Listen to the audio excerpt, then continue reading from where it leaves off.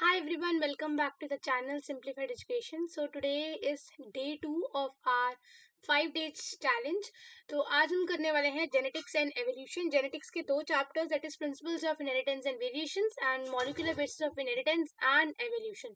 सो अगर आपने हमारी प्रीवियस वीडियो नहीं देखी जिसमें हमने पूरा रिप्रोडक्शन की यूनिट जो है 1-1.5 घंटे में करवा रखी है, तो आप पहले वो जरूर जाके चेकआउट करना हमारी प्लेलिस्ट में. सो आज हम स्टार्ट करते हैं genetics and evolution. So let's begin. Yeah. सबसे पहले we have some important terms like what is a genetics. Genetics क्या होता है? जेनेटिक्स होता है study of characters, study of inheritance. Like जो कैरेक्टर्स होते हैं वो ट्रांसफर होते हैं फ्रॉम पेरेंट्स टू प्रोजेनी. तो उसी की स्टडी को हम क्या कहते हैं? Genetics. Study of inheritance is known as the genetics. उसके बाद इनहेरिटेंस से हेरिडिटी क्या होती है? जो भी कैरेक्टर्स पेरेंट्स से बच्चे में ट्रांसफर होते हैं दैट इज हेरिडिटी और inheritance. For example the father has a blue eyes और वही जीन जो है बेबी में ट्रांसफर हो गया, बच्चे के पास भी ब्लू आईज हैं, तो इस प्रोसेस को हम बोलते हैं इनहेरिटेंस और heredity. Now what is the variations? So in human beings, in humans where sexual reproduction occur, so there is a difference है ना. parents and offspring में there is a certain difference. दिखने में डिफरेंस होता है, morphological difference होता है, physical difference होता है. इसी डिफरेंसेस को हम क्या कहते हैं? वेरिएशन. क्या कहते हैं? Variation. Then we have the characters. Character क्या होता है? कोई भी ऐसा फीचर जो कि पेरेंट्स में भी है और ऑफस्प्रिंग में भी है. ठीक है, ऐसा फीचर जो कि ट्रांसफर हो सकता है. आई कलर हो सकता है, हेयर कलर हो सकता है. ठीक है, तो दैट इज अ कैरेक्टर. फिर आता है ट्रेड. ट्रेड क्या होता है कि कैरेक्टर्स की कितनी वैरायटी है. अब आईज है, आई हो गया एक कैरेक्टर, लेकिन उसी में ब्लू आई, ब्लैक आई, ब्राउन आई, ग्रीन आईज, ये हो जाएंगे ट्रेड. ये हो जाएंगे ट्रेड. और अलील क्या होगा? ऑल्टरनेटिव फॉर्म ऑफ जीन्स, या तो टॉल या डॉफ, शॉर्ट टॉल, है ना. That is a allele. Difference, allele form of genes मतलब डिफरेंस, है ना. Yes. Then we have the homozygous. Homozygous क्या होता है कि ऐसे कंडीशंस जहां पे जो क्रोमोसोम्स है that carries the similar alleles, also known as the pure line. ठीक है. हेटेरोजाइगस क्या होगा कि डिफरेंस है, अलील डिफरेंट है, यानी कि कैपिटल टी स्मॉल टी, है ना, राउंड रिंकल्ड. हेटेरोजाइगस है. कैरेक्टर्स क्या है? डिसिमिलर. कैरेक्टर्स क्या है? सिमिलर नहीं है. फिर आता है डोमिनेंट कैरेक्टर. डोमिनेंट कैरेक्टर क्या होता है? जो कैरेक्टर डोमिनेंट है, ठीक है, जो मतलब एक्सप्रेस होगा ही होगा. फाइन. जैसे कि अगर किसी पेरेंट्स में ब्लू आईज है, मदर के पास भी ब्लू आई है, फादर के पास भी ब्लू आई है, तो ये कैरेक्टर डोमिनेंट बन जाएगा. तो मोस्ट प्रोबेबली चांसेस है कि ये ऑफस्प्रिंग में भी ये ब्लू आई का जीन पाया जाए. रिसेसिव कैरेक्टर क्या होता है? जो कि इजीली नहीं शो होता. अगर इसकी होमोजाइगस कंडीशन आएगी तभी ये शो होगा, वरना ये शो नहीं होगा. Next we have the phenotype. Phenotype होता है मॉर्फोलॉजिकल, कैसा दिख रहा है, फिजिकल एक्सप्रेशन, टॉल है, शॉर्ट है, दैट इज अ फिनोटाइप. अंदर के जीन्स क्या है? That is a genotype. ठीक है. Then we have the hybrid. Hybrid होता है हम जेनेटिकली अनलाइक पेरेंट्स की ब्रीडिंग करवाते हैं, जिसको हम बोलते हैं हाइब्रिड. एंड पनेट स्क्वायर होता है जिसमें अपना जेनेटिक क्रॉस करते हैं. तो ये बेसिक्स की डेफिनेशन है, ये आपने 10th क्लास में पढ़ी होंगी. ठीक है. तो मेन जो टॉपिक है वो हमारा शुरू होता है यहाँ से, Mendel's law of inheritance. This is very very important. Start करते हैं मेंडल्स लॉ ऑफ इनहेरिटेंस. सबसे पहले फादर ऑफ जेनेटिक्स हम बोलते हैं ग्रेगर मेंडल को, ग्रेगर जोहान मेंडल को. इसने अपना 7 साल यानी कि 1856 से 1863 तक गार्डन पीच, जिसको हम पाइसम सटाइवम हम कहते हैं, उस पे 7 सालों तक काम किया और कुछ लॉस निकाले. क्या किए? कुछ लॉस निकाले. अब किया कैसे?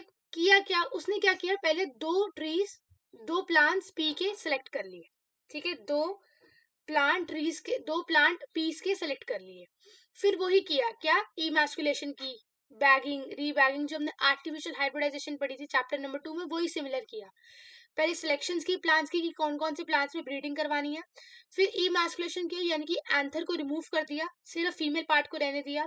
फिर जो पोलन मेंडल चाहता था कि उसके साथ ब्रीडिंग हो, उस पोलन को स्टिग्मा पे डस्ट किया.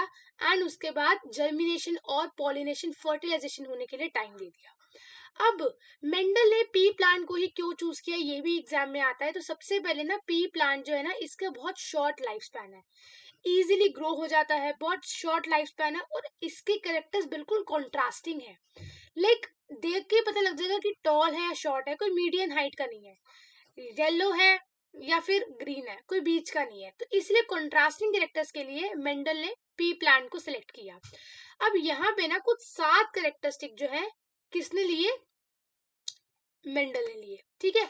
उसने लिया पी की हाइट, स्टेम हाइट, फ्लावर का colour, flower position, pot shape, pot colour, seed shape and seed colour.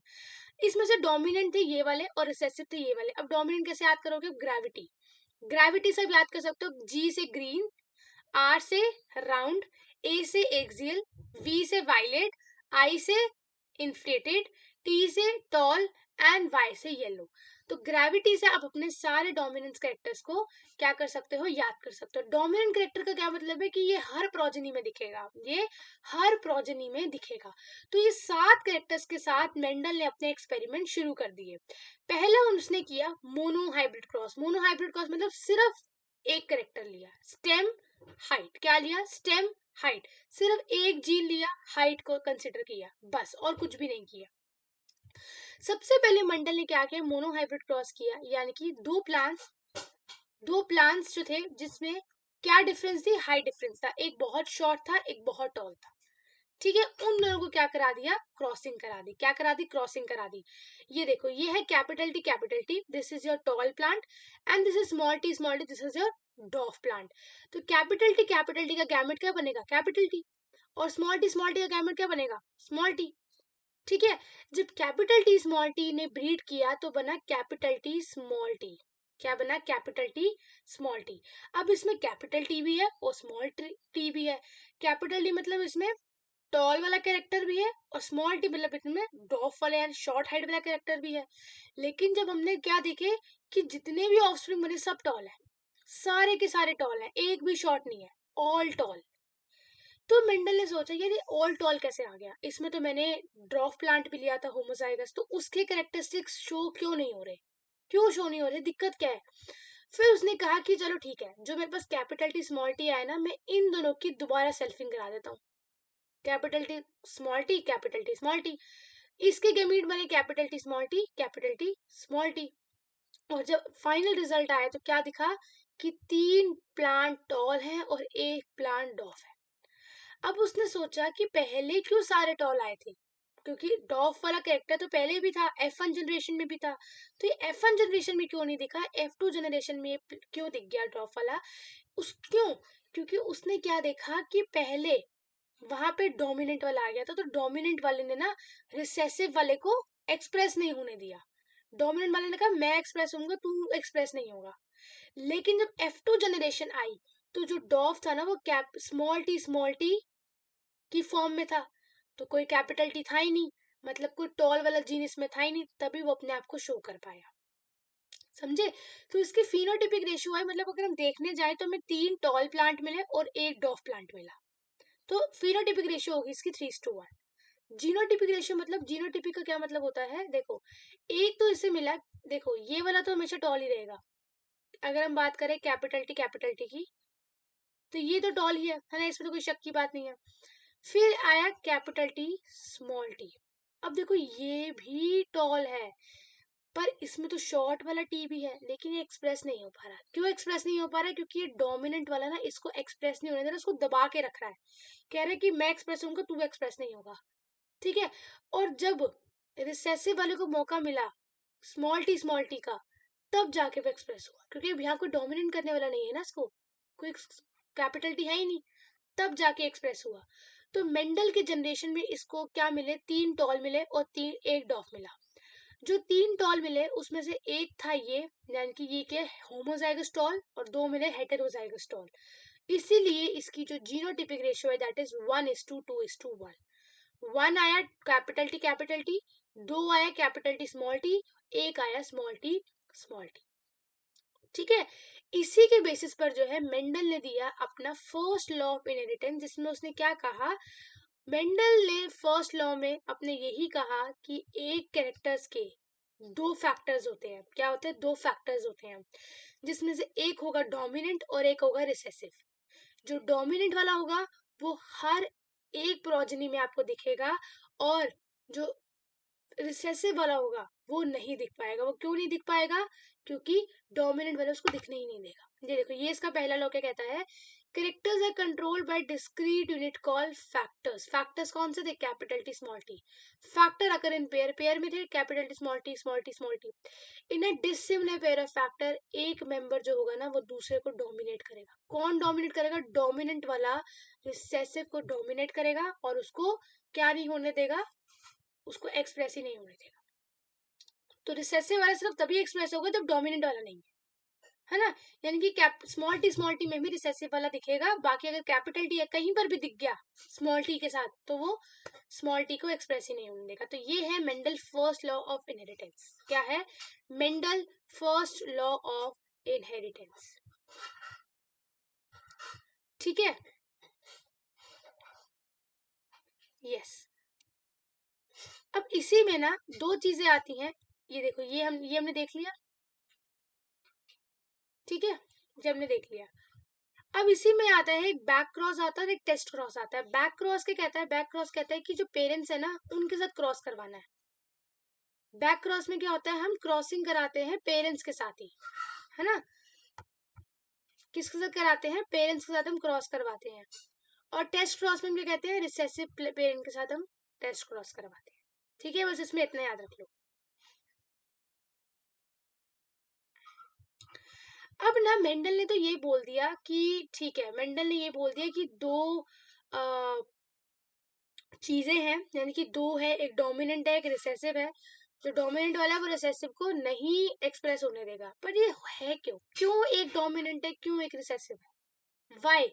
देखो, जो डोमिनेंट वाला है ना वो इसलिए डोमिनेंट है क्योंकि उसके सारे जितने भी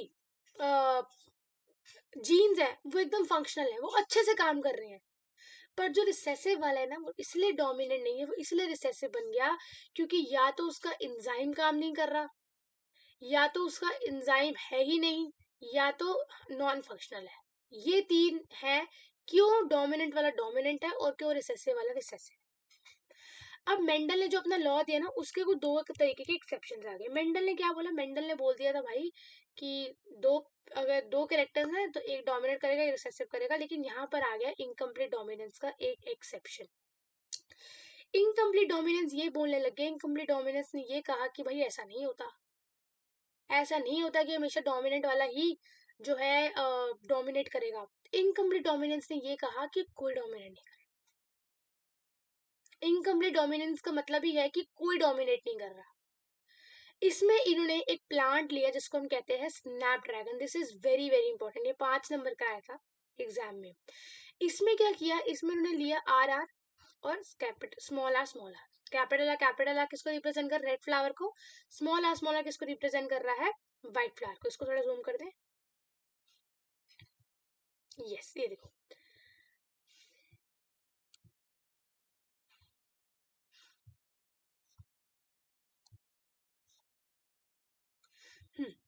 तो इसने गेमीट बनाया आर, इसने गेमीट बनाया आर. क्या बन गया? Capital R small R, capital R small are.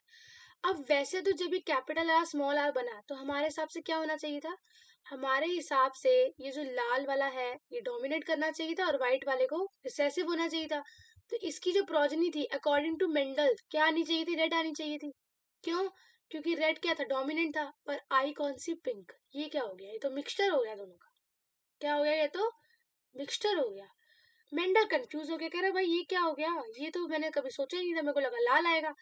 उसने क्या किया? उसने कहा चलो इनकी सेल्फिंग कराते हैं. इसने फिर आर आर को आर आर के साथ क्या किया? सेल्फिंग कराई. और जो आखिरी में जो F2 जनरेशन आई ना उसमें व्हाइट फ्लावर दिखा. किस पे दिखा व्हाइट फ्लावर? स्मॉल आर पे. स्मॉल आर पे व्हाइट दिखा. ये तो दिखना ही था क्योंकि होमोजाइगस रिसेसिव है तो इसमें तो दिखना ही था.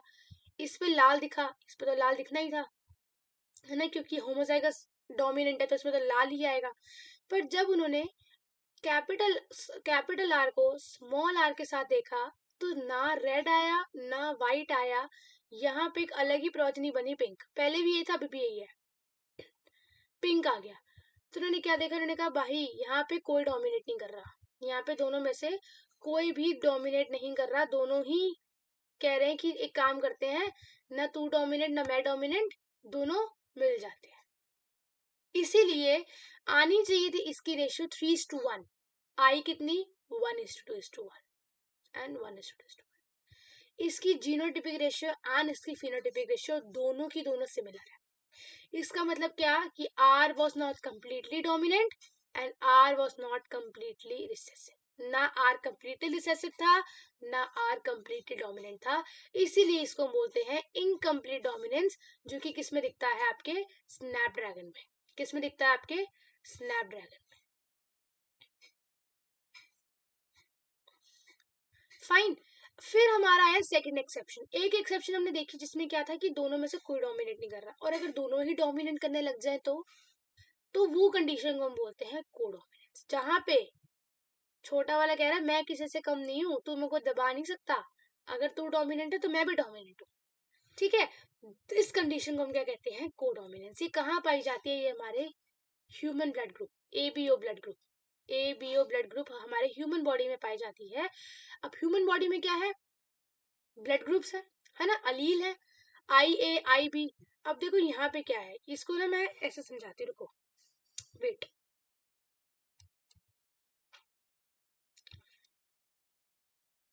एक सेकेंड, व्हाट हैपेंड?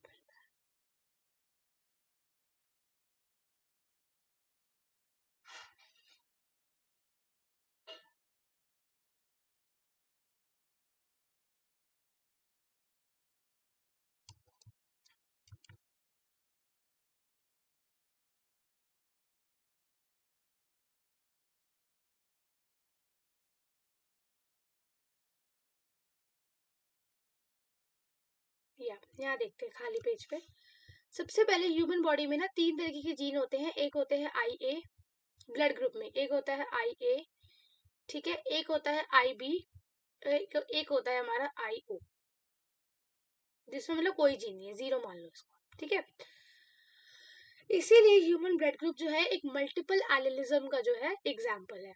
अब उन्होंने कहा कि वैसे तो अगर फॉर एग्जाम्पल A होता डोमिनेंट और B होता रिसेसिव, फॉर एग्जाम्पल, तो अगर एक ह्यूमन ब्लड ग्रुप में ये 2 जीन है, यानी कि IA है, ठीक है, और एक IB है, अगर ये होता है ना, और अगर A वाला डोमिनेंट होता तो उस इंसान का ब्लड ग्रुप क्या होता? A होता। क्या होता? A होता। पर ऐसा नहीं है। अगर किसी ह्यूमन बॉडी के पास IA और IB दोनों जीन है तो ब्लड ग्रुप होगा AB। ब्लड ग्रुप क्या होगा? AB। इसको हम बोलते हैं कोडोमिनेंस, क्योंकि A कह रहा है मैं भी एक्सप्रेस होऊंगा, B कह रहा है मैं भी एक्सप्रेस होऊंगा। सिमिलरली अब इसका उल्टा ले लो, अब IB ले लो, फिर IA ले लो, फिर भी क्या है? AB ब्लड ग्रुप ही है, AB ब्लड ग्रुप ही है। लेकिन ये जो IO वाला है ना, ये है हमारा recessive, this is a recessive, ये इतनी जल्दी नहीं होता। अब कोई बंदा बोलेगा AO ब्लड ग्रुप होता है क्या? नहीं ना। तो अगर फॉर एग्जाम्पल अगर ये आ गया, क्या आ गया? अगर IA और IO आ गया तो क्या AO ब्लड ग्रुप आएगा? AO तो कोई ब्लड ग्रुप होता ही नहीं, तो यहाँ पे आएगा A ब्लड ग्रुप। कौन सा आएगा? A blood group, A blood group. Similarly यहाँ पे IB आ गया IO के साथ, तो यहाँ आ जाएगा B ब्लड ग्रुप। तो मतलब क्या है कि IA और IB IO के साथ तो डोमिनेंस शो करेंगे, लेकिन अगर AB साथ में आ गए तो ये डोमिनेंस शो नहीं करेंगे, फिर ये डोमिनेंस शो नहीं करेंगे। तो IO कब एक्सप्रेस होगा? When will IO be expressed? तो जब IO साथ में आएंगे ना, जब IO आएंगे, जब ना A होगा ना B होगा, तब जाके क्या आएगा? O ब्लड ग्रुप आएगा। तो अगर किसी का A ब्लड ग्रुप है तो पॉसिबिलिटी है कि या तो वो IAIO है या फिर वो IAIA है। ठीक है, IB है, B ब्लड ग्रुप है किसी का, तो या तो वो IBIB है या IBIO है। ठीक है, these two can be conditions.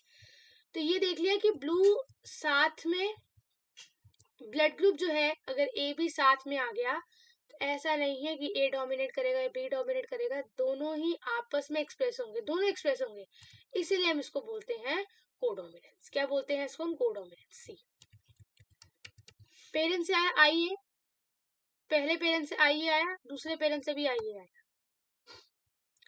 Mother से IA आया और फादर से भी आई ए आया तो बच्चे में क्या होगा, आई ए ब्लड ग्रुप। पेरेंट ए से आई ए आया, पेरेंट बी से आई बी आया, तो बच्चे में क्या हो गया, आई ए आई बी, कौन सा ब्लड ग्रुप हो जाएगा, ए बी ब्लड ग्रुप। फिर पेरेंट से आई आई ए आया और स्मॉल आई आया, तो ब्लड ग्रुप क्या हो जाएगा, I a small I. Small I express हो ही नहीं सकता, या तो आप इसको स्मॉल आई लिख लो या आप इसको आई ओ लिख लो, बोथ विल वर्क।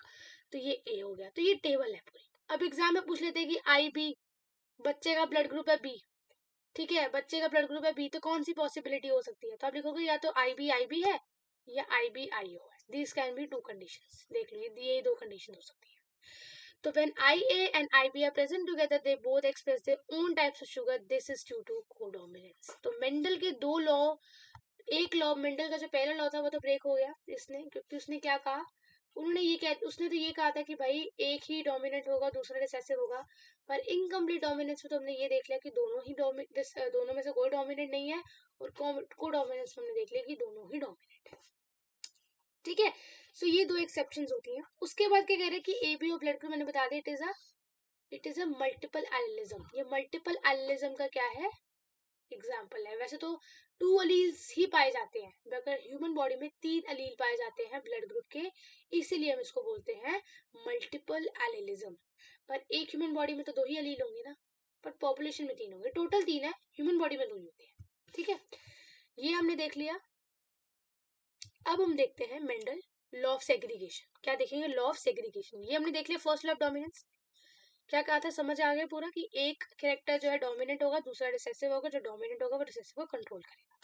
और इसके दो एक्सेप्शन भी पढ़ लिए, को डोमिनेंस और इनकम्प्लीट डोमिनेंस। अब आता है second law of segregation.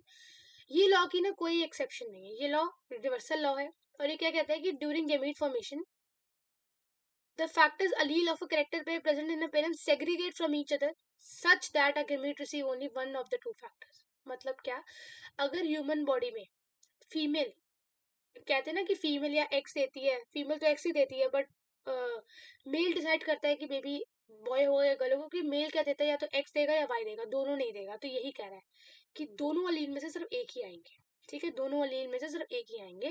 That is a law segregation states that, है ना। अगर मेल के पास मेल या तो एक्स देगा या वाई देगा, तभी बेबी में या तो एक्स एक्स होगा या एक्स वाई होगा, या तो गर्ल होगा या बॉय होगी, दोनों नहीं देंगे, ठीक है। ये हो गया हमारा law of segregation. The third we have the inheritance of D. ये आ गया हमारा डायहाइब्रिड क्रॉस। मोनोहाइब्रिड क्रॉस का मतलब क्या था, सिर्फ एक कैरेक्टर लिया था, वहां पे हमने स्टेम की हाइट कितनी है, टॉल और डॉफ, बस। अब यहाँ पे हम दो कैरेक्टर स्टडी करेंगे, एक हम लेंगे सीड की शेप, दूसरे हम क्या लेंगे, seed colour, seed shape and seed colour. ये दो हम क्या लेंगे, क्रॉस लेंगे, ठीक है। तो एक हमने ले लिया राउंड शेप और येलो कलर सीड, दूसरा हमने ले लिया wrinkle shape and green colour seed. ये हमने दो ले लिए। सेम हमने वही किया, पेरेंट्स में से गेमीट्स बनाए, और ये पूरा हमने क्या किया, पनेट स्क्वायर बना के टेस्ट क्रॉस किया। टेस्ट क्रॉस के अकॉर्डिंगली जो हमारी F2 जनरेशन आई वो 3:1 ही आई, फिनोटाइपिक रेशियो तो 3:1 ही आई, ठीक है। लेकिन हुआ क्या, जो फिनोटाइपिक रेशियो थी, देखो मोनोहाइब्रिड में कितनी आई थी, 3:1 आई थी, है ना। लेकिन यहाँ पे क्या हो गया, फिनोटाइपिक रेशियो आ गई 9:3:3:1। ये कहाँ से आ गई भाई, ये इतनी बड़ी रेशियो कहाँ से आ गई। हमने क्या देखा, हमने देखा कि चलो ठीक है, हमने देखा कि 3 येलो है, एक ग्रीन है, 3 राउंड और एक रिंकल्ड है। देखो हमने देखा कि राउंड शेप और येलो कलर हमने लिया था एक साथ, राउंड कलर और yellow colour, round shape yellow colour, लेकिन प्रोजनी में हमें राउंड शेप और ग्रीन कलर दिख गया, येलो कलर और रिंकल दिख गया। ये कैसे हो गया भाई, ये देखो, for example this is character 1, character 2, character 3, character 4। हमने तो 1 2 3 4 को साथ में दिया था ना, लेकिन जब ऑफस्प्रिंग बने यानी कि पेरेंट्स की प्रोजनी बनी, तो उसमें क्या हुआ, 1 3 दिख गया, 2 4 दिख गया। ये कहाँ से बन गया, या 1 4 दिख गया, 2 3 दिख गया, कौन कौन से दिखे, 1 4 दिख गया और 3 2 दिख गया। ये कैसे हो गया भाई, ये कैसे हो गया।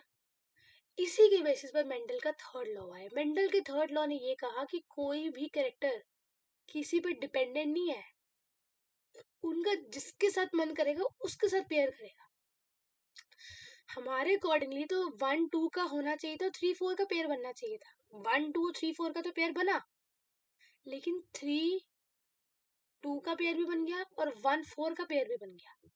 तो इसी पे आता है मेंडल का third law, law of independent assortment, जो क्या कहता है कि अगर more than 1 pair of characters are involve in a cross, अगर एक से ज्यादा पेयर क्रॉस में इन्वॉल्व है तो क्या होगा, आपस एक दूसरे के कैरेक्टर्स के साथ भी क्रॉस हो सकता है। ये किसी पर डिपेंडेंट नहीं है।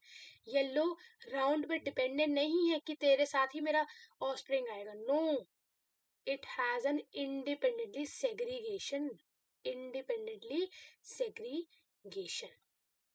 इसको हम बोलते हैं Mendel Mendel dihybrid cross. Clear? Okay. Next हमने मेंडल का ये सब पढ़ लिया, ठीक है, ये हमने देख लिया। अब आता है हमारा नेक्स्ट टॉपिक, पॉलीजेनिक और प्लियोट्रॉपी। पॉलीजेनिक नाम से पता लग रहा है, पॉली मतलब मल्टीपल एंड जेनिक मतलब जीन्स। एक कैरेक्टर को अगर मल्टीपल जीन्स कंट्रोल कर रहे हैं, दैट इज अ पॉलीजेनिक। देख लो, some trait are controlled by multiple characters. Example, your mother in the house is controlling many things at one time.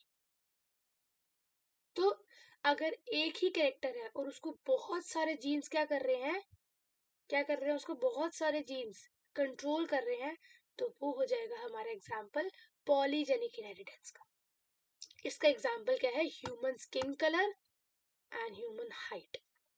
अब ह्यूमन स्किन कलर को देखो तो ऐसा तो नहीं है ना कि या तो अंग्रेज है या तो बहुत ही इंसान ब्लैक है, नहीं, बीच के इंटरमीडिएट्स भी फाउंड होते हैं। और वो बीच के इंटरमीडिएट्स क्यों फाउंड होते हैं, क्योंकि उनको कंट्रोल करने वाले जीन्स क्या है, बहुत सारे हैं। एज्यूम करो जीन है हमारे ABC, 3 जीन है जो ह्यूमन स्किन कलर को कंट्रोल करेंगे। Capital A, capital B, capital C dark skin colour responsible है। Small A, small B, small C light skin के लिए क्या है, क्या कहते हैं उसको, लाइट स्किन के लिए जिम्मेदार है। अब किसी के पास अगर capital A, capital B, capital C है तो वो बहुत डार्क हो जाएगा, तो डार्केस्ट स्किन है ना, वो तो डार्केस्ट स्किन है। और अगर किसी के पास small A, small B, small C हो जाएगा तो वो लाइटेस्ट स्किन है। लेकिन क्या ऐसा होता है, नहीं, हमको इंटरमीडिएट स्किन कलर्स भी मिलते हैं ना। सो इसीलिए that is a polygenic inheritance. Exam में क्वेश्चन क्या आता है, एग्जाम में पूछते हैं what is a polygenic inheritance and given an example. तो आप देखोगे polygenic inheritance when trait is controlled by multiple characters, example human height and human skin colour. Next we have the pleiotropy. Pleiotropy is completely different. वहां क्या था, one character control by multiple genes. यहाँ पे क्या है, single gene controlling multiple characters. उल्टा कर दो, वहां पे क्या था कि एक कैरेक्टर है लेकिन जीन्स मल्टीपल है, यहाँ पे जीन्स एक है, कैरेक्टर्स मल्टीपल। तो यहाँ पे क्या है, सिंगल जीन है जो कि मल्टीपल फिनोटाइपिक एक्सप्रेशंस को कंट्रोल कर रहा है, इसको बोलते हैं प्लियोट्रॉपिक। क्या बोलते हैं, प्लियोट्रॉपिक। एग्जांपल क्या है इसका, sickle cell anaemia and starch synthesis in pea. This is a 2 example. Fine. अब फिनाइलकीटोन एक बीमारी है, ठीक है, एक सिंगल जीन अगर म्यूटेट कर जाता है ना, तो मेंटल रिटार्डेशन भी होती है, स्किन रिडक्शन इन हेयर भी होती है, स्किन पिगमेंटेशन भी होती है, तो बहुत सारे इफेक्ट्स हैं। That is a pleiotropy. इसी एग्जांपल है star synthesis in P plant. कह रहे स्टार सिंथेसिस होता है इफेक्टिवली कैपिटल बी जीन से, और लेस होता है किससे, स्मॉल बी से, ठीक है। तो stars grain size also show incomplete dominance. यहाँ पर भी क्या होता है, अगर कैपिटल बी स्मॉल बी है तो इंटरमीडिएट साइज के स्टार्च सिंथेसिस होती है स्टार्च की। होनी कौन सी चाहिए थी, अगर कैपिटल बी स्मॉल बी आ रहा है तो डोमिनेंट होना चाहिए था कौन सा, ये वाला। आंसर आना चाहिए था लास्ट साइज, आया कौन सा, इंटरमीडिएट साइज, क्योंकि यहाँ पर भी क्या शो हो रहा है आपका, incomplete dominance. Fine, to 1 second, या लेट्स बिगिन। अब आती है हमारी क्रोमोसोमल थ्योरी ऑफ इनहेरिटेंस। ये दिया था सटन एंड बोवराई ने। किसने दिया था, सटन एंड बोवराई ने। उससे पहले अगर हम बात करें, देखो मेंडल ने 7 साल काम किया, ठीक है, मेंडल ने क्या किया, 7 साल काम किया, 3 लॉज दिए, बहुत काम किया, लेकिन उसका काम किसी ने देखा ही नहीं, है ना, उसका काम किसी ने देखा ही नहीं। सबने बोल दिया ये क्या बकवास कर रहा है, ऐसा कुछ नहीं होता, हटाओ इसको, ऐसा उसको बोल दिया। उसके काम को रिकॉग्निशन ही नहीं मिली 1900 तक। क्योंकि उस टाइम कम्युनिकेशन ईजी नहीं थी, ठीक है। और उसने जो रेशियोज दी 1:1, 1:2:1, 3:1, ये रेशियोज सुनकर लोगों ने कहा भाई ये क्या हो गया है, तो बायोलॉजी को मैथ्स के साथ जोड़ रहा है, बायोलॉजी एंड मैथ्स डिफरेंट है, ये कभी जुड़ ही नहीं सकते आपस में। मेंडल के पास कोई फिजिकल प्रूफ नहीं था उसकी एग्जिस्टेंस का, और उसके बाद वो जो जीन जीन जीन बोलता था, तो वो आज के टाइम पे वो जीन नाम आया, उस टाइम पे वो जीन नाम नहीं था, उस टाइम पे वो फैक्टर बोलता था। तो सबको लगा यार ये तो क्या बकवास कर रहा है, ये तो कुछ भी नहीं है ना। तो लोगों ने उसकी बातों को अनसुना कर दिया। लेकिन 1900 में 3 साइंटिस्ट आए, डी ब्रायस, गॉरेंस और वॉन शेज़मार्क। इन्होंने जब इंडिपेंडेंटली काम किया तो उनको पता लगा कि मेंडल वॉज राइट, मेंडल ने जितनी भी चीजें कही हैं सब कुछ सही थी। उसके बाद मेंडल का काम को रिकॉग्निशन मिली और ये सारी जितनी भी बुक्स हैं इसमें ये सब पब्लिश हुआ। बट आयरनी ये है कि जब ये हुआ तब तक Mendel was not alive, Mendel तब तक जिंदा नहीं था, वो मर चुका था। तो यही हुआ कि उसके मरने के बाद उसके काम को रिकॉग्निशन मिली और आज हम वो पढ़ रहे हैं। फिर आती है अपनी क्रोमोसोमल थ्योरी ऑफ इनहेरिटेंस, जो ये कहती है कि pair of chromosomes leads to the segregation of a pair of factors they carry. इसका देखो सिंपल सा एग्जांपल है कि आप अगर कहीं जाओगे तो आपका शरीर आपके साथ ही जाएगा ना, आपके पैर घर पे थोड़ा रहेंगे, आपके हाथ घर पे थोड़ा रहेंगे। सिमिलरली अगर क्रोमोसोम्स पे जीन प्रेजेंट है तो क्रोमोसोम अगर सेग्रीगेट होगा तो जीन भी सेग्रीगेट होंगे, जीन भी उनके साथ साथ जाएंगे, है ना। अब ऐसा तो नहीं कि हम बाहर जा रहे हैं लेकिन पैरों को घर पे छोड़ देते हैं, no. So pair of chromosomes अगर सेग्रीगेट हो रहे हैं तो उसी पे जीन प्रेजेंट है तो जीन भी सेग्रीगेट होंगे। ये कहा था वो सटन एंड बोब्राय ने, इसको बोलते हैं क्रोमोसोमल थ्योरी ऑफ इनहेरिटेंस, जो 1902 में दी गई थी, ठीक है, ये उन्होंने बोल दिया। अब उसके बाद जो है ना, मॉर्गन के मॉर्गन के ने 2 चीजें दी थी, लिंकेज और रिकॉम्बिनेशन, जो कि इंडिपेंडेंट असॉर्टमेंट को थोड़ा बहुत हिला देती है। मतलब क्या, मेंडल ने थर्ड लॉ में क्या कहा था कि इंडिपेंडेंट असॉर्टमेंट है ना, वो वाला कि राउंड येलो के साथ भी जा सकता है, 2 1 के साथ भी जा सकता है, वो वाली बात। उसकी भी 2 एक्सेप्शंस आ गई। मॉर्गन ने जो है ड्रोसोफिला मिलानोगास्टर पे अपना एक्सपेरिमेंट्स किया। उसी पर क्यों किया, एक तो वो बहुत सिंपल सिंथेटिक मीडियम में ग्रो हो जाती थी, 12 से 14 दिन की उसकी लाइफ साइकिल होती थी, 1 साल में ब्रीडिंग हो जाती थी, और एक मीटिंग पे हजारों बच्चे बन जाते थे। Male and female easily distinguishable थे, दिख जाते थे कि कौन सी मेल है कौन फीमेल है, और बहुत ही लेस वेरिएशन थी जो कि इजीली माइक्रोस्कोप में दिख जाती थी, तो ज्यादा कुछ एडवांसमेंट की जरूरत नहीं थी, तो इसलिए उसने ड्रोसोफिला मिलानोगास्टर लिया। अब यहाँ पे क्या हुआ, यहाँ पर आ गया लिंकेज और रिकॉम्बिनेशन के 2 तगड़े कॉन्सेप्ट। ध्यान से सुनो, लिंकेज का मतलब क्या होता है, नाम से पता लग रहा है, लिंकेज का मतलब क्या है कि फिजिकल एसोसिएशन 2 और मोर जीन ऑफ क्रोमोसोम्स। अब एक क्रोमोसोम पे एक जीन होता है, पर अगर वहां पे एक से ज्यादा जीन होगा तो क्या होगा, है ना। तो इसको हम कहते हैं लिंकेज। और रिकॉम्बिनेशन क्या होता है कि नॉन पेरेंटल जीन कॉम्बिनेशन, मतलब पेरेंट्स से कुछ हटके कैरेक्टर्स आना, इसको हम बोलते हैं रिकॉम्बिनेशन। अब मॉर्गन ने क्या किया, कैरिड आउट की several dihybrid crosses Drosophila melanogaster पे। क्रॉस 1 क्या था कि yellow body white eyed male लिया, और brown body red eyed male लिया। दूसरे केस में उसने व्हाइट आइड मिनिएचर विंग लिए और रेड आइड लार्ज विंग लिए। क्या दिखा कि जितने भी F2 जनरेशन है ना, वो 9:3:1 3:1 की रेशियो पे आई नहीं। जो उसकी मेंडल ने जो डायहाइब्रिड क्रॉस में रेशियो निकाली थी 9:3:3:1, ये तो आई ही नहीं। ये क्या हो गया, ये तो बहुत ही ज्यादा डेविएट कर गई उस रेशियो से। क्यों क्यों डेविएट कर गई, क्योंकि जो दोनों जीन्स थे ना वो एक ही क्रोमोसोम पे प्रेजेंट थे। तो इससे क्या हुआ, लिंकेज हो गई। क्या हो गया, लिंकेज हो गई। इसीलिए क्या हुआ, पेरेंटल जी कॉम्बिनेशन जो थी वो हायर थी then the non parental type. समझो 2 क्रोमोसोम है, एक जीन पहले पे होना था, दूसरा जीन दूसरे पे होना था, पर दोनों ही जीन पहले पर हो गए, तो इसको हम बोलते हैं लिंकेज। इसको हम क्या बोलते हैं, लिंकेज बोलते हैं। और रिकॉम्बिनेशन क्या होता है, जब पेरेंट्स से हट के, रिकॉम्बिनेशन का मतलब ये होता है कि हम उनसे कुछ हट के करना। अब जीन जितने, देखो ध्यान से सुनो, लिंकेज का मतलब है लिंक। तो लिंकेज कौन से क्रोमोसोम में होगी, जो बहुत टाइटली लिंक्ड होंगे।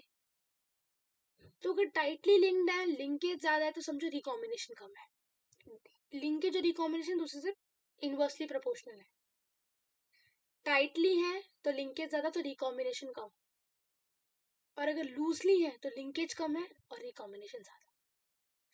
जो देखो जो टाइटली लिंक थे ना, यानी कि बहुत अच्छी लिंकेज थी, उनमें रिकॉम्बिनेशन थी नहीं, सिर्फ 1.3% थी। जो लूजली लिंक थे उनमें रिकॉम्बिनेशन 37.2% आ गई। इतना याद रखना, लिंकेज ज्यादा रिकॉम्बिनेशन कम, रिकॉम्बिनेशन ज्यादा लिंकेज कम, इनवर्सली प्रोपोर्शनल। और यहाँ पे अल्फ्रेड स्टूरीवैंट ने रिकॉम्बिनेशन की फ्रीक्वेंसी दी, ठीक है, इसको हम जिसको हम यूज करते हैं ह्यूमन जीनोम प्रोजेक्ट में। ये था लिंकेज और रिकॉम्बिनेशन का छोटा सा कंसेप्ट कि लिंकेज मतलब होता है कि क्रोमोसोम क्या है, जीन क्या है, लिंक्ड है आपस में, और रिकॉम्बिनेशन क्या होता है कि नॉन पेरेंटल जीन कॉम्बिनेशन ज्यादा होनी चाहिए, पेरेंट से कुछ हटके होना चाहिए। तो जो टाइट लिंक्ड थे वो लेस कॉम्बिनेशन शो किया, जो लूजली लिंक्ड थे उन्होंने हाई रिकॉम्बिनेशन शो किया, ठीक है जी। फिर आता है अपना सेक्स डिटर्मिनेशन। सेक्स डिटर्मिनेशन का मतलब क्या होता है? सेक्स डिटर्मिनेशन बताइए सबको कि बेबी में कौन सा सेक्स आएगा, एक्स एक्स होगा या एक्स वाई होगा, वो कैसे पता लगेगा? सबसे पहले chromosome that are involve in sex determination उनको बोलते हैं सेक्स क्रोमोसोम्स। ये दो तरीके के होते हैं, एक होते हैं एक्स वाई, एक होता है एक्स, एक होता है वाई। हैंकिंग ने क्या पढ़ा? हैंकिंग ने पढ़ा कि स्पर्मेटोजेनेसिस में सब इंसेक्ट्स के पास 50% स्पर्म के पास क्या होती है, वाई क्रोमोसोम्स होते हैं, और 50% के पास क्या होती है, एक एक्स बॉडी होती है जिसको हम एक्स क्रोमोसोम कहते हैं। तीन तरीके के मैकेनिज्म होते हैं। सबसे पहला होता है एक्स एक्स एक्स ओ मैकेनिज्म। एक्स एक्स एक्स ओ, ओ मतलब क्या है? नो, कुछ भी नहीं है, खाली है। तो यहाँ पे मेल क्या है? हेट्रोगेमेटिक है, मेल के पास दो क्रोमोसोम है, या तो एक्स या तो जीरो, ठीक है। एक गेमेट एक्स के साथ है, एक गेमेट विदाउट एक्स है, और फीमेल है होमोगेमेटिक है क्योंकि फीमेल के पास दोनों एक्स एक्स है। एग्जाम्पल ये कहाँ शो होता है? ग्रास ऑपर में। कहाँ शो होता है? ग्रास ऑपर में। फिर आता है एक्स एक्स एक्स वाई, ये हमारे ह्यूमन बींग्स में होता है। एक्स एक्स है तो फीमेल है, एक्स वाई है तो मेल है, ठीक है। ये होता है हमारे ह्यूमन बींग्स में। और हमारा होता है किसमें? ड्रोसोफिला मेलानोगास्टर में। एक होता है जेड जेड जेड डब्ल्यू, यहाँ पे क्या है? मेल होमोगेमेटिक है जेड जेड, और फीमेल हेट्रोगेमेटिक है जेड डब्ल्यू, ठीक है। तो देखो एक्स एक्स एक्स वाई है तो यहाँ पे है male heterogamety, X Z Z Z W है तो ये है फीमेल हेट्रोगेमेटी, ये पाई जाती है अपनी बोर्ड्स में। अब सेक्स डिटर्मिनेशन ह्यूमन बींग्स में तो पता ही है कि मेल के पास 23 पेयर ऑफ क्रोमोसोम, जिसमें से 22 ऑटोसोम है, एक्स एक्स क्रोमोसोम है। मेल के पास एक्स एक्स है, फीमेल के पास एक्स एक्स सॉरी मेल के पास एक्स वाई है, फीमेल के पास एक्स एक्स है। फीमेल एक्स ही प्रोड्यूस करेगी। अगर जो स्पर्म एग को फर्टिलाइज कर रहा है वो एक्स कैरी कर रहा है तो क्या बनेगा? एक्स बनेगा, that will be a female. अगर जो स्पर्म फर्टिलाइज कर रहा है वो वाई है तो वो बनेगा एक्स वाई, तो एक मेल बनेगा, ठीक है। तो ये ह्यूमन बॉडी वाली तो बहुत ही आसान है सेक्स डिटर्मिनेशन, लेकिन ये हनी बी वाली थोड़ी सी मुश्किल है। देखो हनी बी में क्या होता है ना, हनी बी में होती है पार्थिनोजेनेसिस, यहाँ से समझते हैं इससे।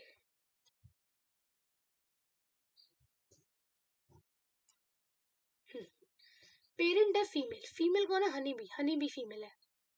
अब हनी बी जो है ना वो 2 है ना, उसके पास 32 क्रोमोसोम है। कितने क्रोमोसोम है? 32 क्रोमोसोम। लेकिन मेल बेचारे के पास 16 ही है। मेल क्या है? हैप्लॉइड है, फीमेल क्या है? डिप्लॉइड है।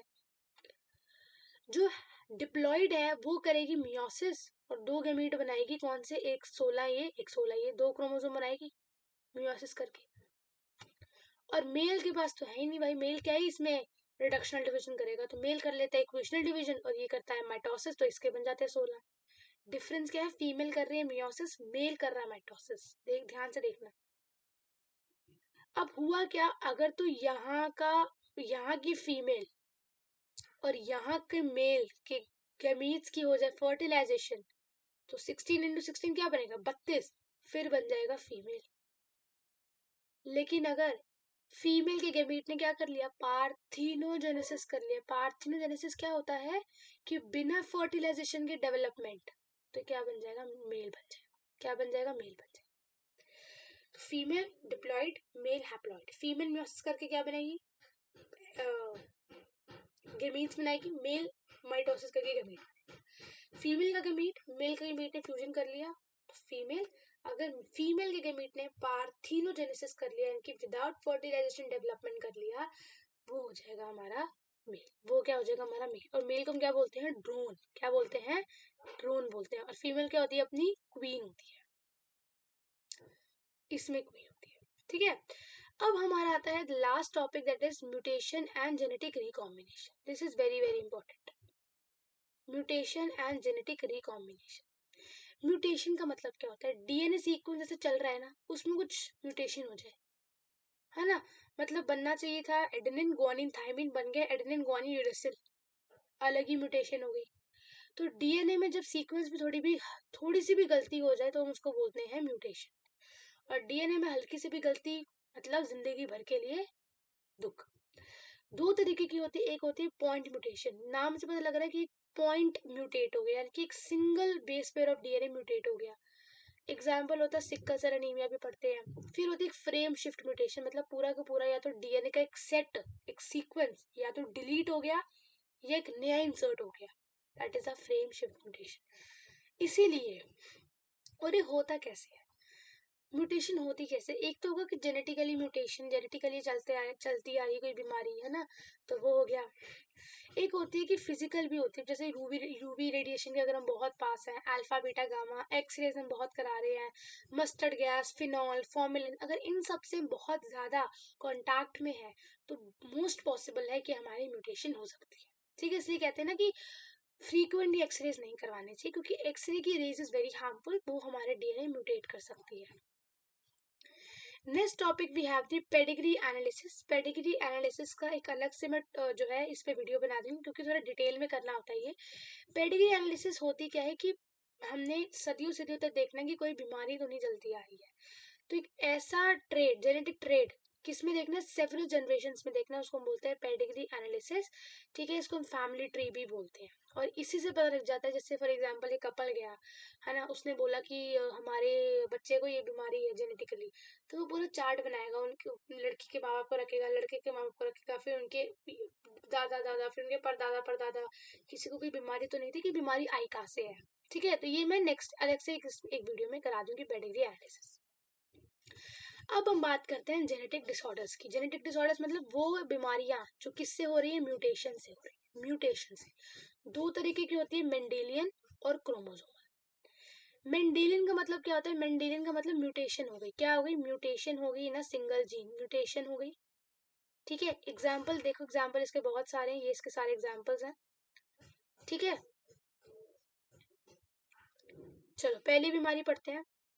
पहली बीमारी है आपकी हीमोफीलिया. हीमोफीलिया देखो नाम से पता लग रहा है, हीमोफीलिया एक रॉयल डिजीज. अब रॉयल डिजीज क्यों है? सबसे पहले तो ये बीमारी होती है हमारे सेक्स लिंक्ड, यानी कि जो एक्स लिंक्ड क्रोमोसोम है ना, एक्स लिंक्ड रिसेसिव है ना, उस पे बीमारी है ये.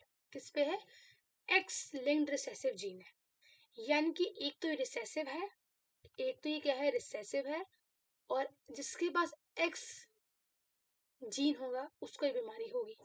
अब एक्स किसके पास होता है? एक तो फीमेल के पास होता है, एक मेल के पास होता है. लेकिन फीमेल्स में रेयर है. क्यों फीमेल्स में रेयर क्यों है? देखो फीमेल्स में दो क्रोमोसोम्स होते हैं, एक्स एक्स.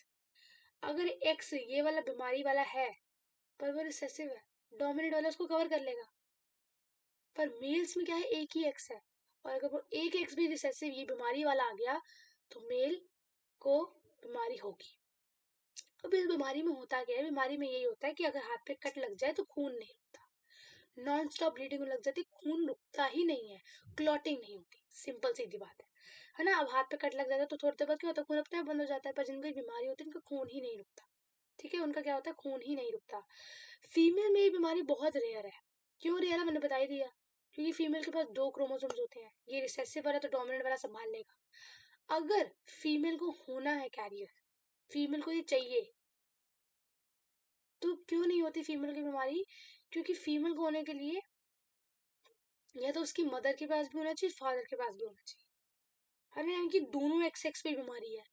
वो होता नहीं है. क्यों? क्योंकि माँ को बीमारी होती नहीं है, और अगर पापा को है तो वो उस रिप्रोडक्टिव स्टेज तक पापा बच ही नहीं पाते, इंसान या आदमी बच ही नहीं पाता. तो इसलिए फीमेल्स को ये बीमारी नहीं होती, मेल्स को ये हो जाती है. तो इसको बोलते हैं हीमोफीलिया. अब इसको रॉयल डिजीज क्यों बोलते हैं? क्योंकि क्वीन विक्टोरिया की वहां से डिजीज शुरू हुई थी, तो इसलिए हम उसको रॉयल डिजीज बोलते हैं. Second we have the colour blindness. Colour blindness में क्या होता है कि हमें डिफरेंस ही नहीं पता लगता कि कौन सा कलर है ना. अब ये भी क्या है? ये भी सेक्स लिंक्ड है, एक्स लिंक्ड है, ये भी रिसेसिव है. होता क्या है? इसमें डिफेक्ट हो जाता है, ग्रीन या रेड आइकॉन में, जिससे कि इंसान पहचान ही नहीं पाता कि हरा कौन सा, लाल कौन सा, ये कौन सा। ठीक है, ये होती है 8% मेल में और 0.4% फीमेल में। फीमेल में फिर कम क्यों होती है? वही वही है, क्योंकि एक्स लिंक्ड रिसेसिव है, डोमिनेट संभाल लेगा। ठीक है, और सन ज्यादा क्यों होता है? क्योंकि सन के पास क्या है? सन के पास तो एक ही एक्स है ना, एक ही एक्स है ना। और अगर डॉटर को होना है तो उसके दोनों जीन्स क्या होने चाहिए? खराब होने चाहिए, यानी कि मार्क वाला भी होना चाहिए, यानी कि डॉटर का अगर एक्स एक्स है तो एक्स के पास भी होना चाहिए ये वाला जीन, और एक्स दूसरे एक्स के पास भी होना चाहिए, जो थोड़ा सा रेयर हो जाता है। इसके 0.4% फीमेल्स को होता है, मेल्स में ज्यादा होता है। Next we have the sickle cell anaemia. Sickle cell anaemia में, सिकल सेल अनीमिया एक ऑटोजोम लिंक्ड है, ये सेक्स लिंक्ड नहीं है, ये ऑटोजोम लिंक्ड है। रिसेसिव है, ये भी रिसेसिव है। ठीक है, और इसमें क्या होता है? सिकल सेल अनीमिया में जो आरबीसी की शेप है वो सिकल सेल हो जाती है। पर ये होता कैसे है? वैसे तो डीएनए सीक्वेंस में ग्लूटामिक एसिड होना चाहिए था, उसकी जगह आ जाता है वैलिन। तो यहाँ पे क्या हो जाती है? सब्स्टिट्यूशन हो जाती है, ग्लूटामिक एसिड की जगह कौन आ जाता है? वैलिन आ जाता है, जिसकी वजह से पॉइंट म्यूटेशन हो जाती है, तो अच्छे से क्या नहीं हो पाता? प्रोटीन नहीं बन पाता है। तो इसलिए क्या हो जाता है? हमारी जो आरबीसी की शेप है वो सिकल सेल बन जाती है। देखो बनना क्या था? GAG, बन क्या गया? GUG। तो इतनी सी पॉइंट म्यूटेशन भी can leads to many disease. अब क्या होगा? सिकल सेल हो जाएगी तो ऑक्सीजन नहीं कैरी कर पाएगा, है ना, आरबीसी इजीली ऑक्सीजन नहीं कैरी कर पाएगा, तो इंसान ज्यादा टाइम तक जिंदा भी नहीं रहेगा। फिर भी है फिनाइल कीटोनूरिया। फिनाइल कीटोनूरिया में क्या होता है? इसमें होती है इस जीन में म्यूटेशन, एक एंजाइम है फिनाइल एलेनिन हाइड्रोलेज, ये एंजाइम खराब हो जाता है, एंजाइम नहीं बनता बॉडी में। तो जब एंजाइम ही नहीं बनेगा तो क्या होगा? बॉडी में क्या होगा? एंजाइम नहीं होगा तो pyruvic एसिड की एक्यूमुलेशन होने लग जाएगी बॉडी में, जिसकी वजह से क्या होगा? मेंटल रिटार्डेशन होगा। ठीक है, और इंसान जो है थोड़ा सा थका थका सा भी रहेगा। Then we have the thalassemia. Thalassemia भी ऑटोलिंक्ड रिसेसिव ब्लड डिजीज है। इसमें क्या होता है? थैलेसीमिया में क्या होता है कि ये भी एक म्यूटेशनल ऑर्डर ऑर्डर डिलीशन है। ठीक है, ऑर्डर डिलीशन है। Thalassemia is a quantitative problem, मतलब यहाँ पे क्या होता है? आरबीसी के काउंट पे फर्क पड़ता है। सिकल सेल एनीमिया में क्या था कि आरबीसी की शेप खराब हो रही है, तो उसमें क्वालिटी पे फर्क पड़ रहा था। थैलेसीमिया में क्वांटिटी पे फर्क पड़ता है। ठीक है, दिस इज द, ये क्या है हमारे? और थैलेसीमिया होता है, ये क्या होता है? अगर अल्फा चेन में, अल्फा ग्लोबिन चेन में म्यूटेशन है तो अल्फा थैलेसीमिया, बीटा में है तो बीटा थैलेसीमिया। ये हो गए हमारे मेंटल डिसऑर्डर्स जो कि होते हैं किससे? म्यूटेशन से। ठीक है, जिसमें thalassemia, phenyl ketonuria, sickle cell anaemia, colour blindness, ये सब आते हैं। फिर आता है क्रोमोसोमल डिसऑर्डर। क्रोमोसोमल डिसऑर्डर का मतलब क्या होता है कि क्रोमोसोम में अबनॉर्मलिटी है, या तो कोई क्रोमोसोम एक्स्ट्रा आ गया या फिर कोई डिलीट हो गया। अब देखो मेल क्या होता है? एनीप्लॉइडी मतलब या तो गेन हो गया, लॉस हो गया। पॉलीप्लॉइडी का मतलब होता है मल्टीप्लाई हो गया, होल सेट इंक्रीज हो गया। देखो मैं बढ़ाती हूँ, मेल है ना, तो इसमें क्या? देखो ट्राइसोम 21 मतलब क्या? कि 21 नंबर की क्रोमोसोम की कॉपी एक्स्ट्रा है। क्रोमोसोम की कॉपी क्या है? एक्स्ट्रा है। फॉर एग्जाम्पल कोई है 45A+XX या 45A+XY, तो उसके पास 47 क्रोमोसोम भी है। यहाँ पे क्या हो जाता है? Trisomy of 21। इसको बोलते हैं डाउन सिंड्रोम। इसमें जो बच्चा है वो बहुत बोनी हाइट का होगा। ठीक है, उसका जो मुंह होगा पूरा राउंड होगा। ठीक है, उसका जो फेस है फ्लैट होगा, बहुत बड़ी टंग होगी, और उसका जो मुंह है ना वो हमेशा खुला रहेगा ऐसे करके। ठीक है, तो उसका पाम हमेशा से सीज रहेगा, और वो बच्चा हमेशा फिजिकली और मेंटली क्या रहेगा? रिटार्डेड रहेगा। ठीक है, next we have the Klinefelter syndrome. अब देखो ह्यूमन बॉडी या तो एक्स एक्स होती है या एक्स वाई होता है। अगर एक्स एक्स वाई हो जाए तो क्या होगा?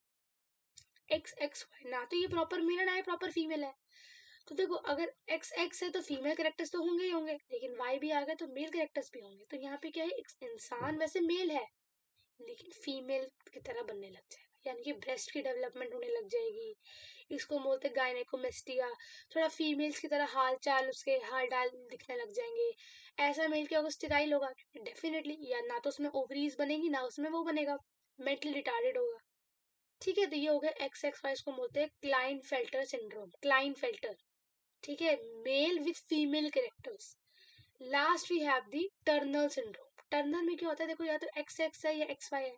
अगर एक्स ओ है यानी कि दूसरे पे कोई है नहीं, ना एक्स है ना वाई है, कुछ भी नहीं है, ऐसा क्या होगा? मेल होगा या फीमेल होगा? ऐसी मेल तो होगी, सॉरी ऐसी फीमेल होगी पर फीमेल के कैरेक्टर्स भी पूरे नहीं होंगे। यानी कि स्टेराइल होगी, ओवरीज होंगी पर बहुत छोटी छोटी होंगी, सेकेंडरी सेक्सुअल कैरेक्टर्स नहीं होंगे, डॉफ यानी कि बहुत छोटी हाइट की होंगी, मेंटली क्या होंगी, रिटार्डेड होंगी.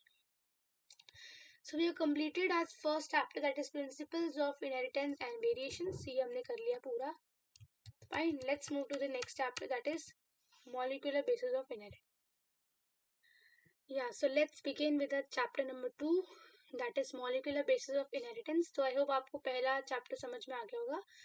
And if you have any kind of doubt, just let me know in the comment section, है ना. I have tried my level best. कहीं पर हो सकता है कि फंबलनेस हो गई हो, अटक गई हूँ, तो उसके लिए I am sorry. So let's begin with the second chapter, that is the molecular basis of inheritance, जिसमें हम पढ़ते हैं अबाउट डीएनए एंड आरएनए. ठीक है. So DNA and RNA are the building blocks of the genetic material. इनको हम genetic material ही बोलते हैं. डीएनए ह्यूमन बींग्स में पाया जाता है, मोस्ट ऑफ द ऑर्गेनिज्म में पाया जाता है, लेकिन आरएनए जो है ये सब वायरसेस में पाया जाता है. आरएनए का काम है मैसेंजर्स. क्या है? मैसेंजर्स. इसलिए हम इसको आरआरएनए, एमआरएनए, है ना, टीआरएनए, ये हम उसको बोलते हैं. सबसे पहले हम बात करते हैं दैट इज द डीएनए. अब सबको पता है कि डीएनए बना है 3 तरीके से. एक होती है इसमें बेस, एक होता है शुगर और एक होता है फॉस्फेट. ठीक है.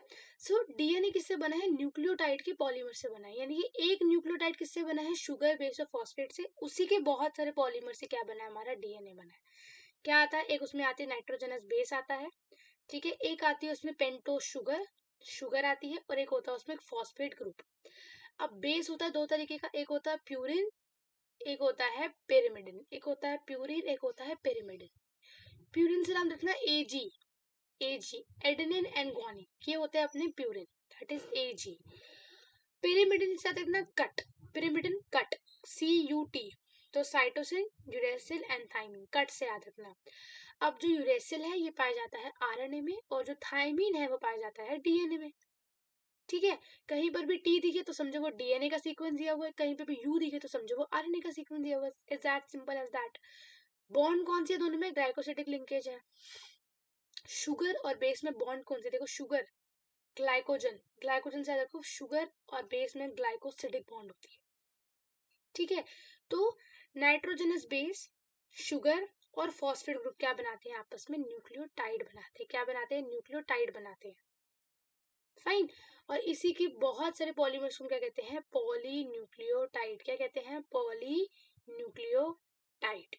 अब सबसे पहले आता है स्ट्रक्चर ऑफ डीएनए. डीएनए का स्ट्रक्चर दिया था James Watson and Francis Crick. Watson and Crick ने डबल हेलिकल मॉडल दिया था. किसका? डीएनए का. किसका? डीएनए का डबल हेलिकल मॉडल दिया था. ये देखो, ये है मॉडल. ये क्या है? मॉडल जिसकी पिच कितनी है? 3.4 नैनोमीटर. कितने टर्न्स हैं? There are 10 turns. और डिस्टेंस कितना है हर एक का? 0.34 नैनोमीटर. ठीक है. ये है हमारा दैट इज डीएनए का डबल हेलिकल स्ट्रक्चर. अब डीएनए जो है ना, आप साफ देख रहे हो कि दो पॉलीन्यूक्लियोटाइड चेन से बना है. एक ऐसे है ना, और एक ऐसे है. ये होता है हमारा डीएनए. राइट हैंडेड फैशन में, जिसकी बैकबोन किससे बनी है? शुगर, फॉस्फेट से. और बेस कहाँ पे है? अंदर की तरफ. बेस कहाँ पे है? अंदर की तरफ. ठीक है. बेस कहाँ पे है? अंदर की तरफ. जो चेन है ना उसकी एंटी पैरेलल पोलैरिटी है. मतलब एंटी पैरेलल का मतलब समझे? अगर ये है 5 प्राइम टू 3 प्राइम, अगर ये है 5 प्राइम टू 3 प्राइम, तो ये हो जाएगा 5 प्राइम टू 3 प्राइम. देख रहे हो? उल्टी है. यानी कि एक जगह 3 है तो दूसरी जगह 5 है, दूसरी जगह 5 है तो पहली जगह 3 है. तो ये क्या है? एंटी पैरेलल पोलैरिटी है.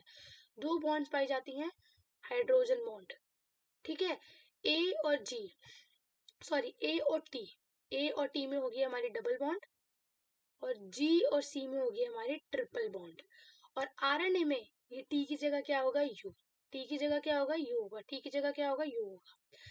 फिर आता है हमारा चारगाफ रूल, जो कि बस इतना कहता है कि जितना ए है उतना टी है, जितना जी है उतना सी है. GC and AT. ठीक है. ये हो गया. बैक्टीरियोफाज में 5386 न्यूक्लियोटाइड है. मैं I am only reading this क्योंकि याद करने वाला है, इसमें मैं कुछ समझा नहीं सकती हूँ. इकोलाई में कितने बेस पेयर्स है? इतने. और बैक्टीरियोफाज में इतने हैं. ये सिर्फ आपके एमसीक्यूज में पूछा जाता है, नीट में भी पूछा जाता है, और सीयूटी में पूछा जाता है, और बोर्ड में तो पूछा जाता ही है. ठीक है जी. ये हो गया. ये हो गया. अब हम बात करते हैं डीएनए पैकेजिंग की. This is very very important. देखो, डीएनए के मतलब कह रहे हैं कि डीएनए ना नेगेटिव चार्ज है. है ना। और हमको इतना पता है कि नेगेटिव चार्ज को पॉजिटिव चार्ज ही संभाल के रख सकता है। तो डीएनए ना स्कैटर्ड नहीं है, ऐसा कोई पड़ा नहीं है कि ये पड़ा हुआ डीएनए, नहीं।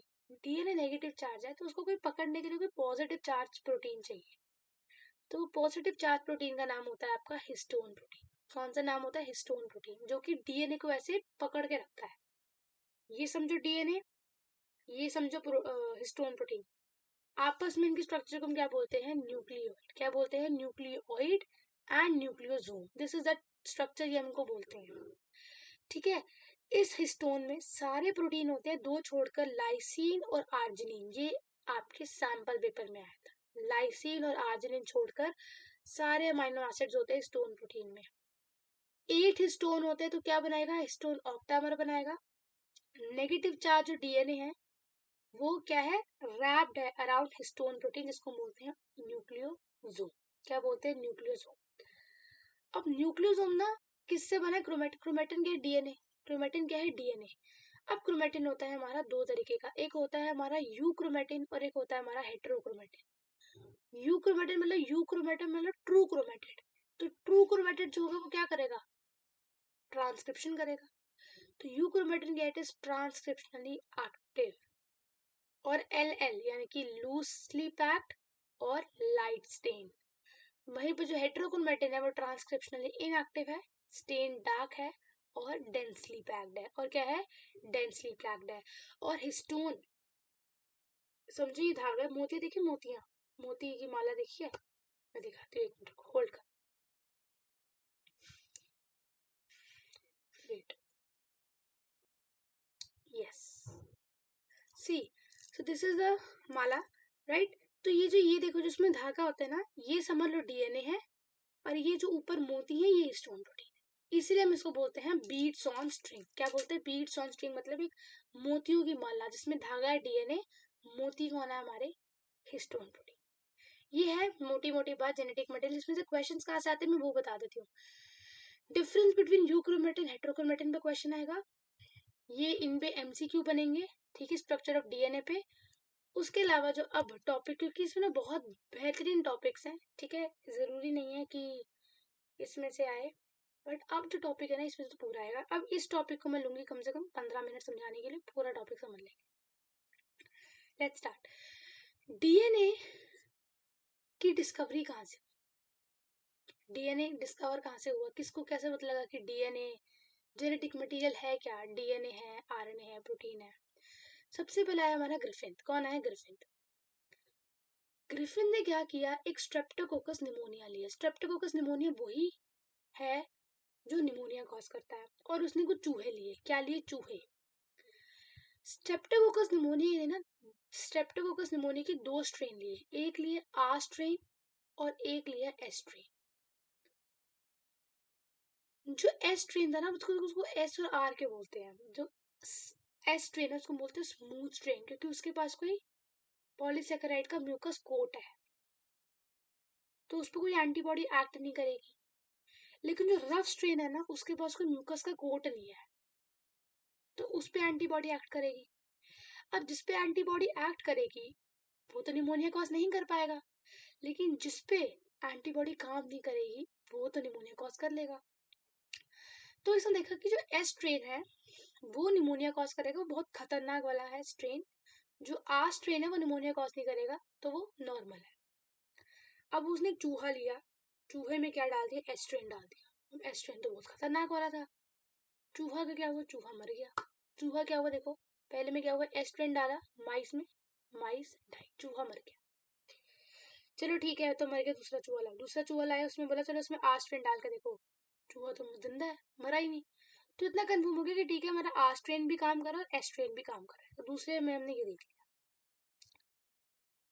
फिर हमने कहा ये जो एस स्ट्रेन है ना इसको हीट करके लाओ। क्या करके लाओ? उसको हीट करके लाओ, इसको हीट कर दो, किल कर दो पूरी तरीके से। अच्छा ले आए, ओके, ये हीट करके किल कर दिया, हीट हीट किल्ड है ये, ठीक है। ये एस स्ट्रेन है, इसको डालो माइस के अंदर, डाला, चूहा तो मरा ही नहीं है। क्या हो गया? एस्ट्रो डाल दो, चूहा मरना चाहिए था, मरा क्यों नहीं? क्योंकि आप तो उसको हीट कराए। हीट करने से क्या हुआ? अंदर के जितने भी वो थे जो निमोनिया कॉज करते थे मर गए, बैक्टीरिया। तो चूहा को कुछ हुआ ही नहीं, चूहा जिंदा। तो एस्ट्रेन लिया, हीट किल करके माइस में डाला, माइस तो बच गया, माइस तो जिंदा है, हुआ ही नहीं कुछ माइस को। ठीक है कोई नहीं। चलो अब एक काम करो, एस्ट्रेन हीट किल्ड वाला, क्योंकि ये चूहा नहीं मार रहा, और आस्ट्रेन ये भी चूहा नहीं मार रहा, दोनों को साथ में डाल दो। डाल दिया, चूहा मर गया। ये क्या हो गया, चूहा मर कैसे गया भाई? आप बोल रहे हो कि आस्ट्रेन वाला चूहे को नहीं मार रहा, एस्ट्रेन हीट किल्ड वाला भी चूहे को नहीं मारा, पर जो दोनों को मिला दिया तो चूहा कैसे मर गया? तो फिर उसने कुछ दिमाग लाया, उसने कहा कि हीट किल्ड एस्ट्रेन में कुछ ऐसा था जिसने आस्ट्रेन को एस्ट्रेन बना दिया, और उस एस्ट्रेन ने चूहे को मार दिया। पर ये था क्या, क्या हुआ, क्या कंक्लूड किया? कुछ ट्रांसफॉर्मिंग प्रिंसिपल जो ट्रांसफर हुआ एस ट्रेन से आस ट्रेन में, जिससे जो आस ट्रेन था ना वो विरुलेंट बन गया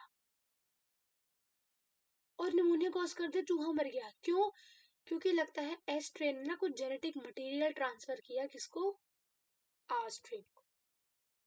इतना तो उसने बता दिया कि कुछ जेनेटिक मटेरियल ट्रांसफर हुआ इसीलिए ये सब हुआ, पर जेनेटिक मटेरियल क्या है ये बता ही नहीं पाया। तो यहाँ पे इसके ग्रिफिथ के एक्सपेरिमेंट खत्म हो गए। फिर आया हमारा दैट इज ट्रांसफॉर्मिंग प्रिंसिपल का सेकंड एक्सपेरिमेंट जो दिया था ओसवाल्ड एवरी, कोलिन मैक्लियोड, एमक्लाइन एंड मैककार्टी। बहुत सारे उसका नाम है, अब इतना देख लिया, Avery I, MacLeod and McCarty, ये नाम रख लो बस, एवरी आई, मैक्लियोड और मैककार्टी, बस नाम रख लो। इनके पास आया, इन्होंने कहा अच्छा क्या बनाया ग्रिफिथ ने, मुझे रिपोर्ट दिखा, उसने रिपोर्ट देखी, उसने कहा अच्छा कुछ ट्रांसफॉर्मिंग प्रिंसिपल है, ठीक है अब मैं निकालता हूँ। तीन चीजों में कंफ्यूजन थी, या तो डीएनए है, या आरएनए है, या प्रोटीन है। चलो ठीक है, देखते हैं, टाइम तो लगेगा करने में। उसने क्या किया, सारे एक्सपेरिमेंट ग्रिफिन के दोहराए। क्या किए, सारे ग्रिफिन के एक्सपेरिमेंट दोबारा से दोहराए। सबसे पहले उसमें क्या डाल दिया, प्रोटीएस डाल दिया। क्या डाल दिया, प्रोटीएस। उसने कहा प्रोटीएस क्या होता है, वो एंजाइम जो प्रोटीन को काट देता है ना? तो प्रोटीएस एंजाइम प्रोटीन को काट देगा, तो ये एक्सपेरिमेंट्स अच्छे से होंगे नहीं। अगर एक्सपेरिमेंट अच्छे से नहीं होंगे तो पता लग जाएगा कि भाई प्रोटीन जेनेटिक मटेरियल है। पर प्रोटीएस जाने से कोई फर्क ही नहीं पड़ा, जैसे ट्रांसफॉर्मेशन होनी थी, जैसे ग्रिफिथ के एक्सपेरिमेंट होने थे वैसे होते गए, तो समझो फिर प्रोटीन तो नहीं है। चलो ठीक है, प्रोटीन नहीं है, प्रोटीन को काट दो। ठीक है, तो आरएनएस डालो, आरएनएस डालो, जो आरएनए को एंजाइम काटता है ना, आरएनएस डाल दो, आरएनएस भी डाल दिया, फिर भी कुछ नहीं हुआ, तो मतलब ये आरएनए भी नहीं है। जैसे ही डीएनए डाला, डीएनए ने क्या किया, डीएनए एंजाइम डीएनए को काट दिया, ट्रांसफॉर्मेशन रुक गई, चूहा नहीं मरा, ट्रांसफॉर्मेशन रुक गई। मतलब क्या, डीएनए ही था जिसने ये सब किया था, डीएनए ने ये सब करतूत करी थी। तो डीएनए ट्रांसफॉर्मिंग प्रिंसिपल था, ये इन्होंने दे दिया। कैसे कैसे बताया इन्होंने, तीन एंजाइम डाल दिए, protease, RNS, DNS. Protease RNS डालने से कुछ फर्क नहीं पड़ा, डीएनएस डालते ही क्या हुआ, ट्रांसफॉर्मेशन रुक गई, तो इसलिए डीएनए ही है। लेकिन ये दो एक्सपेरिमेंट, दो जो थे, हर्शीज एंड चेस, ये कहते हम नहीं मानते, हम नहीं मानते भाई ये सबको, है ना, हमको तो भाई प्रूफ चाहिए। मैंने कहा भाई प्रूफ दे, तो दिया। कह रहा नहीं मैं नहीं मान रहा भाई, डीएनए है, मेरे को भी सॉलिड प्रूफ दो। जब सारे साइंटिस्ट कन्विंस ही नहीं हुए इसके एक्सपेरिमेंट से, फिर आए अपने हर्शीज एंड चेस, जिसने दिया ये वाले रेडियो एक्टिव वाला बहुत तगड़ा सा एक्सपेरिमेंट, और ये एक्सपेरिमेंट आज तक कोई डिस्प्रूव नहीं कर पाया। इन्होंने क्या किया, ध्यान से देखो, इन्होंने क्या किया, इन्होंने एक बैक्टीरिया लिया जिसमें उन्होंने क्या लिया, रेडियो एक्टिव प्रोटीन लिया। एक में क्या लिया, रेडियो एक्टिव प्रोटीन लिया, यानी कि सल्फर को रेडियो एक्टिव कर दिया, तो सल्फर रेडियो एक्टिव कर दिया मतलब प्रोटीन रेडियो एक्टिव लिया। दूसरे बैक्टीरिया फाज में क्या किया, डीएनए रेडियो एक्टिव लिया। ठीक है, बैक्टीरियोफाज क्या होते हैं, वो वायरस जो बैक्टीरिया पे एक्ट करते हैं। दोनों को क्या किया, किस पे वो करवाया, क्या कहते हैं, इन्फेक्ट कराया बैक्टीरिया को। सबसे पहले क्या स्टेज है, इन्फेक्शन, दोनों दोनों को क्या कराया, इन्फेक्शन कराया। फिर कराई ब्लेंडिंग, ब्लेंडिंग के बाद कराया क्या, सेंट्रीफ्यूगेशन। पता है क्या दिखा, बैक्टीरिया में ना रेडियो एक्टिव डीएनए मिल गया, रेडियो एक्टिव प्रोटीन नहीं मिला। जो रेडियो एक्टिव प्रोटीन था ना, वो बैक्टीरियोफाज की बॉडी के साथ ही चला गया, वो छोड़ा ही नहीं। लेकिन जो radio active protein radio active phosphorus था, यानी कि रेडियो एक्टिव डीएनए था, वो बैक्टीरिया के अंदर दिख गया। तो क्या पता लगा कि भाई रेडियो एक्टिव जो था वो डीएनए भी था, प्रोटीन भी था। लेकिन प्रोटीन नहीं दिखा बैक्टीरिया में, डीएनए कैसे, डीएनए दिख गया, रेडियो एक्टिविटी तो दिख गई डीएनए की वजह से उस सेल में। इससे प्रूफ हो गया कि भाई प्रोटीन नहीं घुसा था बैक्टीरिया के अंदर, डीएनए गया था। तो ट्रांसफर क्या हो रहा है, डीएनए ट्रांसफर हो रहा है, तो डीएनए जेनेटिक मटेरियल है। ये एक्सपेरिमेंट से पूरा को पूरा चिट्ठा साफ हो गया कि हाँ भाई क्या है, डीएनए ही genetic material. DNA genetic material, क्योंकि डीएनए ट्रांसफर हुआ from bacteriophage to E coli to bacteria, protein नहीं ट्रांसफर हुआ। तो ये है हमारे 3 experiments of genetic material. Exam में या तो हर्शीज एंड चेज वाला मोस्ट प्रोबेबली आता है, या फिर तीनों का कंबाइनेशन भी आ सकती है।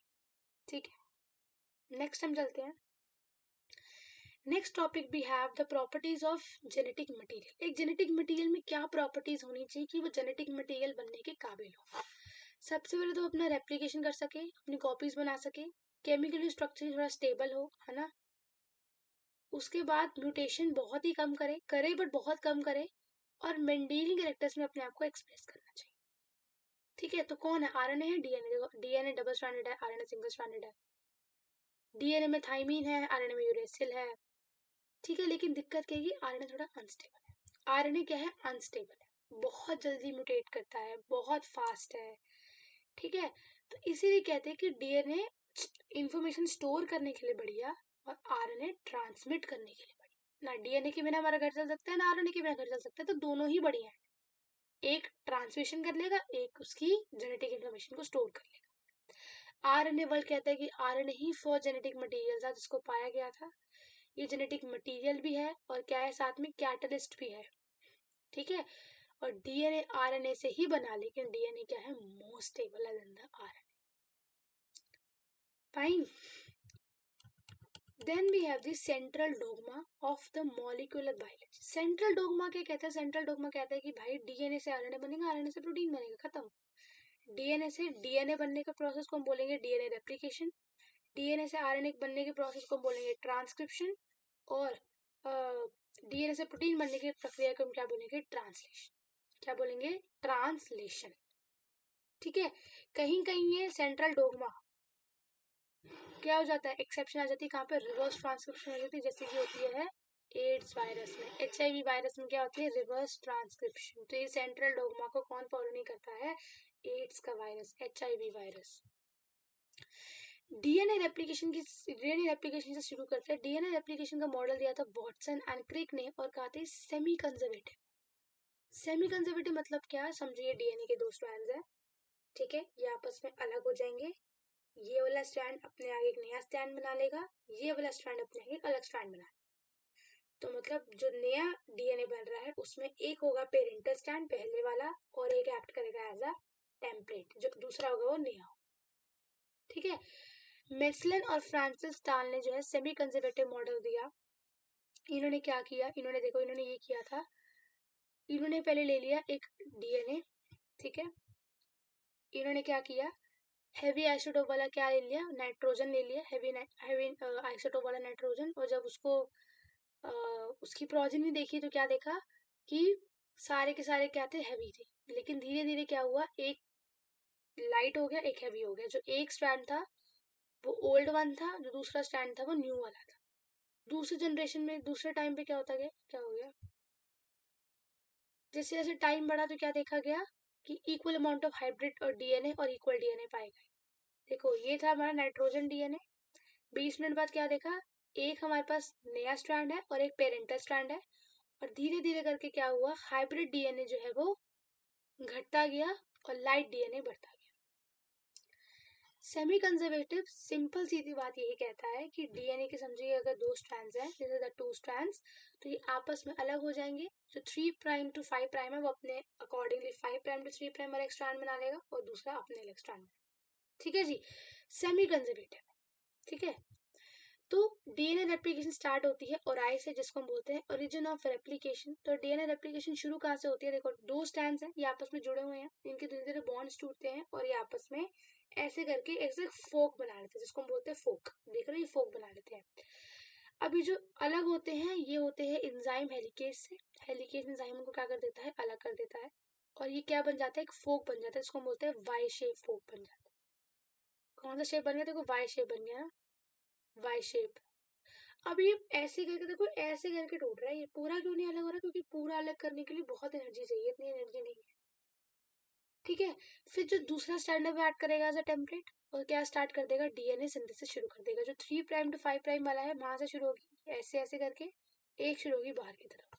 देखो, जो अंदर की तरफ शुरू हो रही है, यानी कि ये वाली, कौन सी? ये वाली, देखो ये वाली, ये हो रही है आपकी कंटिन्यूअस। ये ऐसे ऐसे ऐसे ऐसे करके करके करते करते करते क्या हो जाएगी? पूरी हो जाएगी। लेकिन ये जो बाहर की साइड हो रही है, देखो टुकड़ों में हो रही है, ये डिसकंटिन्यूस है, तो ये डिसकंटिन्यूस सिंथेसिस है। तो ये जो डिसकंटिन्यूस सिंथेसिस है ना, ये बाद में कौन से एंजाइम से जुड़ जाएगी? ये जुड़ जाएगी बाद में लाइगेज से। किससे जुड़ जाएगी? बाद में किससे जुड़ जाएगी? डीएनए लाइगेज से जुड़ जाएगी। ठीक है, और ये जो डीएनए रेप्लिकेशन कर रहा है, ये कौन कर रहा है? हमारा डीएनए पॉलीमरेज। क्या नाम है एंजाइम का? DNA polymerase. DNA polymerase. एक स्ट्रैंड है जिसको हम बोलते हैं कंटिन्यूअस सिंथेसिस वाला, दूसरा है हमारा डिसकंटिन्यूअस वाला। डिसकंटिन्यूअस वाला किससे जुड़ जाएगा? डीएनए लाइगेज से जुड़ जाएगा। ई को 18 मिनट में 2000 बेस पेयर बनाता है पर सेकंड। ठीक है, और अब देखो होता कैसे है डीएनए रेप्लिकेशन। फॉर एग्जांपल, ये है हमारा डीएनए का पहला स्ट्रैंड, जो कि कहता है ए जी टी सी। अब जो दूसरा स्ट्रैंड है वो कैसे बनेगा? ए के आगे क्या आता है हमारा? टी, टी जी के आगे आता है सी, टी के आगे आएगा ए, सी के आगे आएगा जी।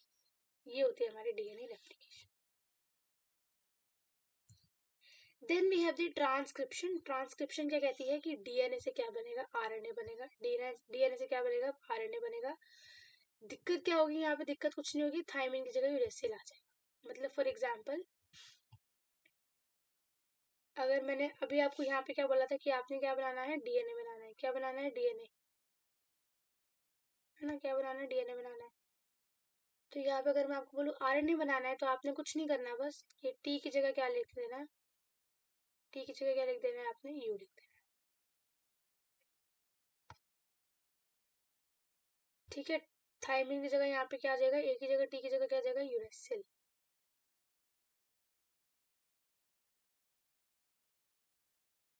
ठीक है, बस डिफरेंस इतना ही है कि यूरेसिल आ जाएगा किसकी जगह? थायमिन की जगह।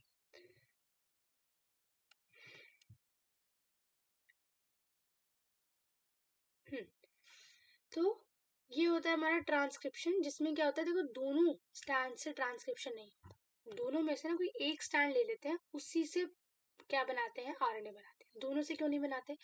दोनों को अगर आप कॉपी कर लोगे, दोनों से ही आप क्या बना लोगे? आरएनए बना लोगे, तो 2 प्रोटीन बन जाएंगे, हमें 1 प्रोटीन चाहिए। ठीक है, और अगर दोनों ही स्ट्रैंड्स हमारे क्या करने लग गए? ट्रांसक्रिप्शन करने लग गए, that will lead to double helical RNA. पर हमें डबल हेलिकल आरएनए चाहिए ही नहीं, हमें तो सिंगल आरएनए चाहिए।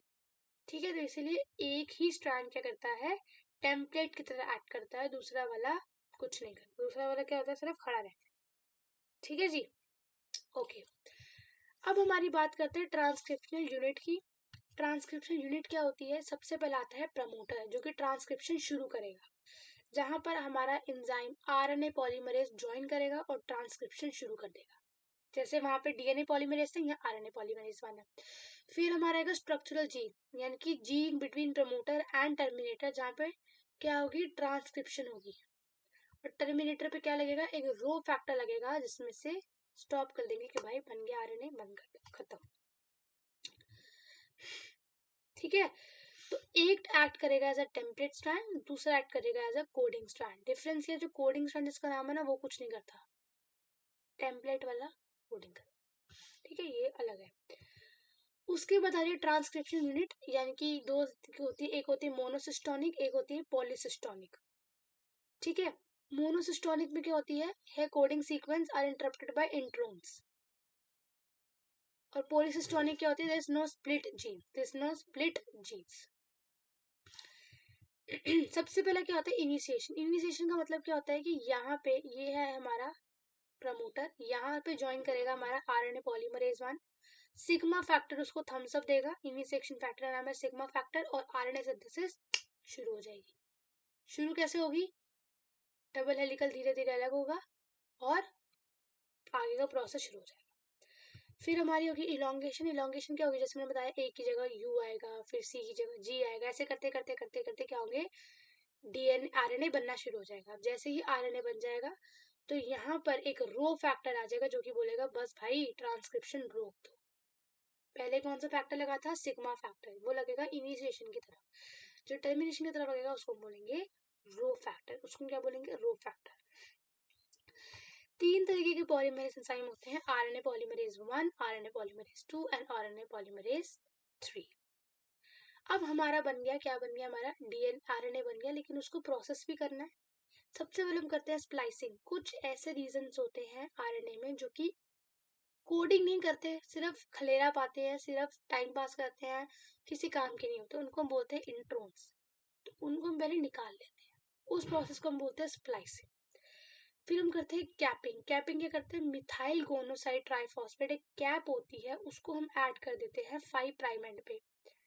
फिर हम करते हैं टेलिंग। टेलिंग में क्या करते हैं हम 200 से 300 एडिनिलाइड रेजिडुअस ऐड कर देते हैं 3 प्राइम एंड पे। अब हम इसको बोलेंगे कि फुल्ली मैच्योर एमआरएनए बन गया। क्या बन गया, फुल्ली मैच्योर एमआरएनए बन गया। ठीक है, तो पहले क्या होगी, इनिशिएशन होगी, इलोंगेशन होगी, टर्मिनेशन होगी, sigma factor, rho factor, RNA polymerase 1, ये सब होगा। जब बन गया तो फिर होगी मॉडिफिकेशन, यानी स्प्लाइसिंग, टेलिंग, कैपिंग, ये सब। ठीक है, ये देखो ये बन गया हमारा, क्या बन गया, ये है हमारे ट्रांसक्रिप्शन, ये है हमारी प्रोसेसिंग। अब जो आगे के टॉपिक्स है, genetic code, regulation of gene expression, ठीक है, जिसमें हमारा क्या आता है, ये lac operon, this is very important, human genome project and DNA fingerprinting.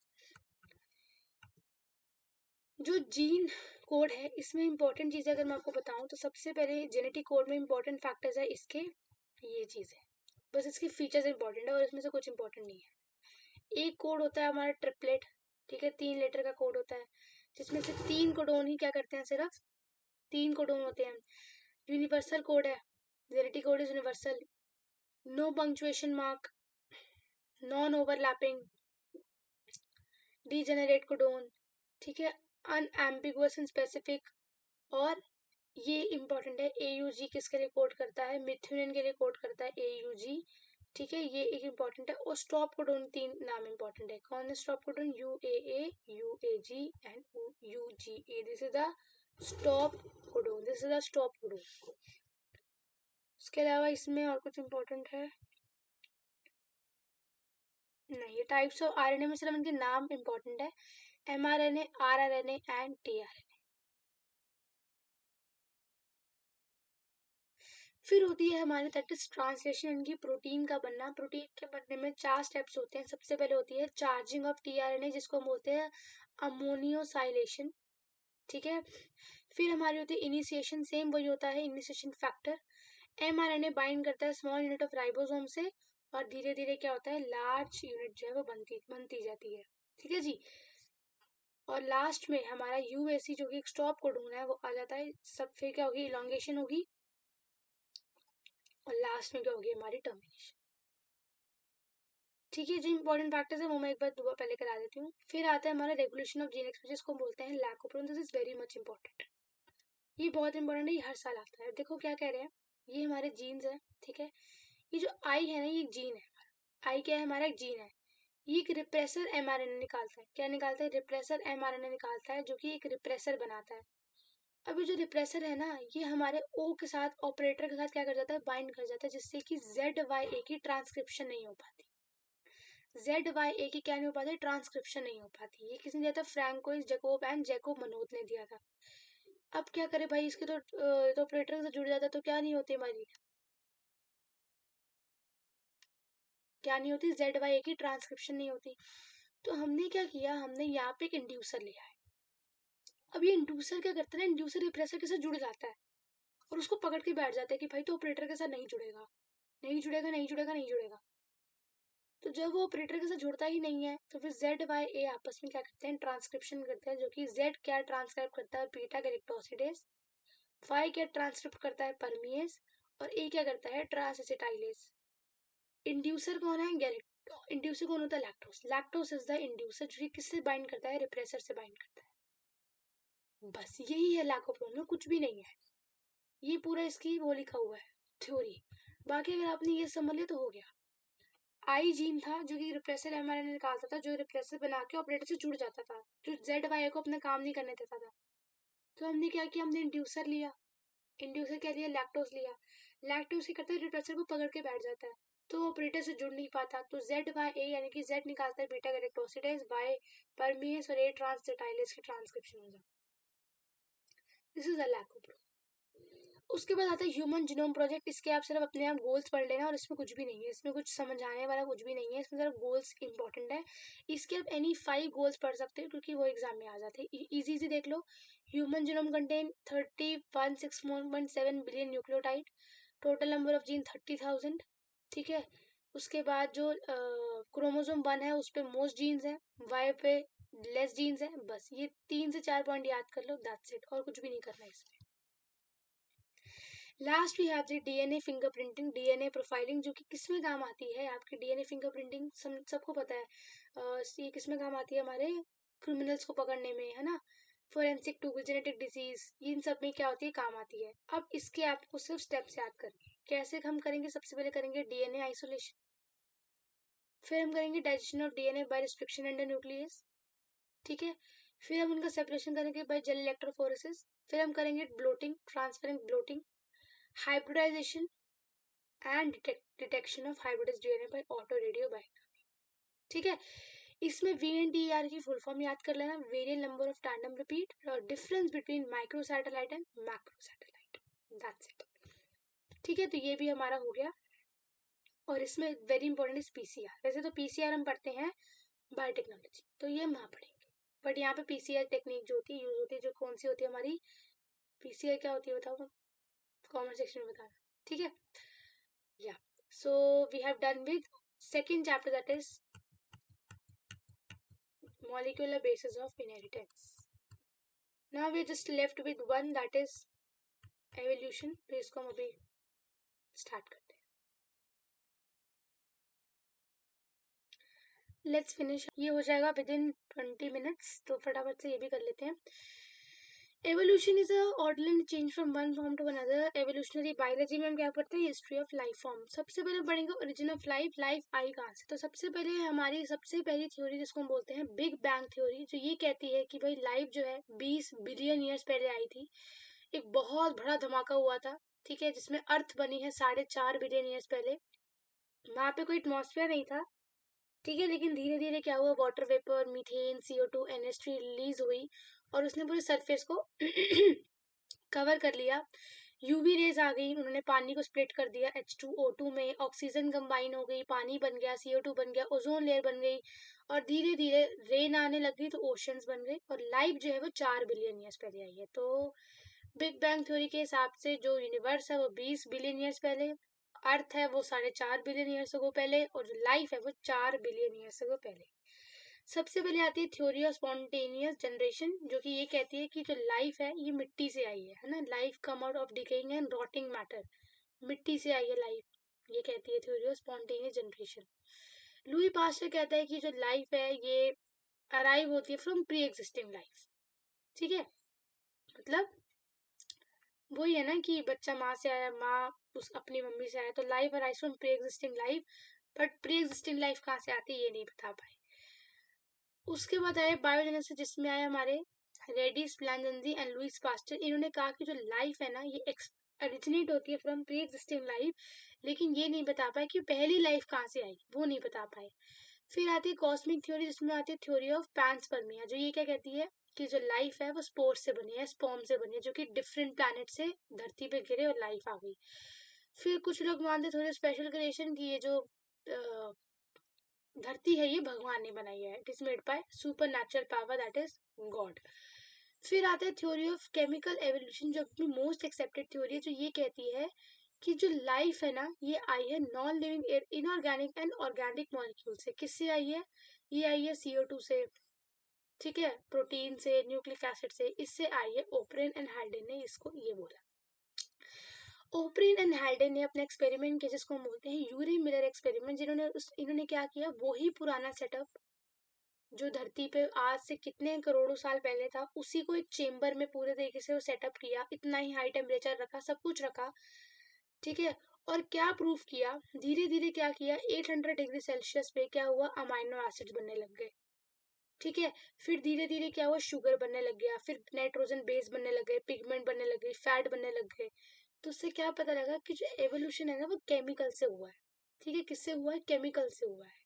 पानी, हवा, ये सब मिलके, बिजली, ये सब मिलके उन्होंने छोटे छोटे केमिकल्स बनाए, न्यूक्लिक एसिड बनाया, फिर आगे जाके वो DNA बना, DNA से फिर बैक्टीरिया बना, फिर बैक्टीरिया से, समझ गए। फिर आते कि एविडेंस क्या है कि एवोल्यूशन सच में हुआ है। सबसे पहले आते हैं हमारे पेलियोंटोलॉजिकल एविडेंस, जो कहते हैं कि हमारे पास फॉसिल है, ठीक है। फॉसिल्स है तो डेफिनेटली एवोल्यूशन हुआ है। फॉसिल की सिग्निफिकेंस क्या है? To study phylogeny, connecting link बनाती है, ठीक है, कि हाँ एवोल्यूशन हुआ है। हमें एक्सटिंक्ट एनिमल्स के बारे में बताती है, डायनासोर के बारे में बताती है कि सच में एवोल्यूशन हुआ है। फिर हमारे आते हैं homologous and analogous organ. This is very important. Homologous का मतलब, होमोलोगस ऑर्गन का मतलब होता है वो ऑर्गन जो कि स्ट्रक्चर में सिमिलर है लेकिन काम अलग अलग करते हैं, है ना, इसको हम बोलते हैं होमोलेग। जैसे ह्यूमन का हाथ ले लो, वेल के फ्लिपर्स ले लो, जो है बैट का विंग ले लो, या चीते का पाँव ले लो, सबकी जो स्ट्रक्चर है वो एकदम सिमिलर है। वही humerus, radius, ulna, carpal, metacarpal. लेकिन हम लिखने के लिए यूज करते हैं, वेल फ्लिपर तैरने के लिए यूज करती हैं, बैट विंग्स उड़ने के लिए यूज करता है, चीता भागने के लिए यूज करता है। तो स्ट्रक्चर सिमिलर है लेकिन फंक्शन क्या है, डिफरेंट है। प्लांट्स में पाया जाता है थॉर्न्स ऑफ बोगनविलिया एंड टेंड्रिकल्स कुकुरबिता। और ये किससे पाया जाता है? डाइवर्जेंट एवोल्यूशन से। एचटी टीवी होता है, एचडी टीवी। तो एचडी से देखना, homologous evolution, divergent evolution. Homologous organ divergent evolution से पाया जाता है। फिर हमारे होते हैं एनालोगस ऑर्गन, इससे बिल्कुल डिफरेंट। सिमिलर फंक्शन है, फंक्शन सिमिलर है बट स्ट्रक्चर डिफरेंट है। अब हमारी आई और ऑक्टोपस की आई सेम है? सेम तो नहीं है, बट दोनों काम तो वही करती है ना, देखने का। फंक्शन सिमिलर है लेकिन स्ट्रक्चर सेम नहीं है, ठीक है। उसके बाद फ्लिपर और penguin and dolphin, sweet potato, potato, ठीक है। ये आता है हमारा कन्वर्जेंट एवोल्यूशन, वो आता है डाइवर्जेंट से, ये आता है कन्वर्जेंट से। फिर हमारा आता है एडेप्टिव रेडिएशन, जो ये कहता है कि एवोल्यूशन कैसे हुआ, जो डिफरेंट स्पीशीज हैं वो एक पॉइंट से शुरू हुई और फिर फैल गई। फिर क्या हुआ? फैल गई। जैसे डार्विन फिंचीज गैलापागोस आइलैंड में, ऑस्ट्रेलियन मार्सुपियल्स, प्लेसेंटल मैमल्स, ठीक है। और जब एक से ज्यादा अडेप्टिव रेडिएशन होते हैं जो, तो वो क्या बन जाता है? कन्वर्जेंट एवोल्यूशन बन जाता है। देखो कैसे। फॉर एग्जांपल, यहाँ पे एक स्पीशीज रहती थी, यहाँ से क्या हो गई? डाइवर्ज हो गई, ठीक है। ये हमारा डाइवर्जेंट एवोल्यूशन 1। और यहाँ पर भी सेम स्पीशीज थी, यहाँ से यहाँ, ये यहाँ पे क्या हो गई? ये भी यहाँ पे डाइवर्ज हो गई, ठीक है। पर ये जो बीच में जगह है, यहाँ पे क्या हो रही है? कन्वर्जेंट हो रही है। यहाँ क्या हो रही है? कन्वर्जेंट एवोल्यूशन हो रही है। तो यही कह रहे हैं कि जब एक से ज्यादा अडेप्टिव रेडिएशन होगी तो कहीं पर वो कन्वर्जेंट एवोल्यूशन भी शो करेगी, ठीक है। ये कहना चाहता है, ये लाइन ये कहना चाह रही है। फिर हमारा आता है एविडेंसेस, बायोजीकेमिकल एविडेंसेस, जो कि, एक सेकेंड, बायोजीकेमिकल एविडेंसेस, हाँ, कि organism show similarities in protein, genes, other biomolecules and metabolism. It show common ancestry. और एम्ब्रियोलॉजिकल एविडेंस क्या कहता है कि जितने भी वर्टिब्रेट एम्ब्रियोज है ना, उनमें बहुत सारे कॉमन फीचर्स हैं जो कि एडल्ट में नहीं है। जैसे ऑल वर्टिब्रेट एम्ब्रियोज ये कहता था कि जैसे मतलब जो एक एम्ब्रियो है वो सारे फेजेस से गुजर के आता है, ठीक है। सारे ऑर्गेनिजम्स के जाइगोट के स्टेज से, एम्ब्रियोस के स्टेज से क्या होता है? गुजर के आता है, ठीक है। लेकिन ऐसा है क्या? नहीं। क्यों? क्योंकि क्या हमारे पास गिल्स हैं? नहीं, so we don't have gills. तो कॉल ने इसको प्रपोजल को रिजेक्ट कर दिया, क्योंकि embryo never pass to that dull stage of each and every animal. ये कहते हैं कि हर एक एनिमल के एम्ब्रियो स्टेज से जो है गुजरता है इंसान, ऐसा नहीं है। फिर हमारा आता है evidence of evolution by natural selection. ये ऐसा ही कुछ भी नहीं है, मैं बताती हूँ। समझो एक पेड़ था पहले, तो जब वहाँ पे फैक्ट्रीज नहीं थी, धुआं नहीं था, तो जो पेड़ थे वो बिल्कुल वाइट वाइट रहते थे, तो वहाँ पे जो है वाइट मॉथ इजीली छुप जाते थे, और डार्क विंड मॉथ जो थे वो दिख जाते थे, तो डार्क विंड मॉथ जो थे प्रेडेटर खा लेते थे। जब इंडस्ट्रियलाइजेशन आई, धुआं आया, एयर पोल्यूशन हुआ, तो वो जो पेड़ की जो ब्रांचेस थी वो वाइट से क्या होने लग गई, ब्राउन होने लग गई, डार्क ब्राउन होने लग गई। तो अब क्या होता था कि जो ब्राउन वाले होते थे वो छुप जाते थे और व्हाइट वालों को खा जाते थे। दैट इज द इंडस्ट्रियल मिनरलिज्म का एग्जाम्पल। फिर आती है हमारी लमार्क की थ्योरी। लमार्क की थ्योरी ये कहती है कि evolution of use of organ, कि जितना ज्यादा चीजों को यूज करोगे तो ज्यादा वो ग्रो करेगी, है ना। जैसे जिराफ जो है उसने ऊपर कर करके अपनी क्या बढ़ाई, अपनी गर्दन बढ़ाई है। That is a evolution of use of organ. अगर उसको डिसयूज नहीं करोगे तो वो एलिमिनेट हो जाएगी, ठीक है। फिर आता है हमारा डार्विज्म। डार्विज्म ने क्या कहता है, नेचुरल सिलेक्शन, की जो ज्यादा क्या है, जिसकी ज्यादा फिटेस्ट पावर है वही सर्वाइव करेगा। फिटेस्ट ऑफ सर्वाइवल, जो ज्यादा फिट है ना वही सर्वाइव करेगा, और कोई सर्वाइव नहीं करेगा, ठीक है। Survival of the fittest, survival of the fittest. फिर है मैकेनिज्म ऑफ एवोल्यूशन। तो Hugo de Vries propose mutation theory of evolution, ठीक है। Darwin variations and mutations. Darwin variation क्या थी, माइनर थी, स्लो थी और यूनिडायरेक्शनल थी। लेकिन क्या कहते हैं कि म्यूटेशन क्या होती है, एक सिंगल स्टेप और लार्ज म्यूटेशन होती है, डायरेक्शन लेस होती है। ये किसने दिया था, साल्टेशन ने दिया था।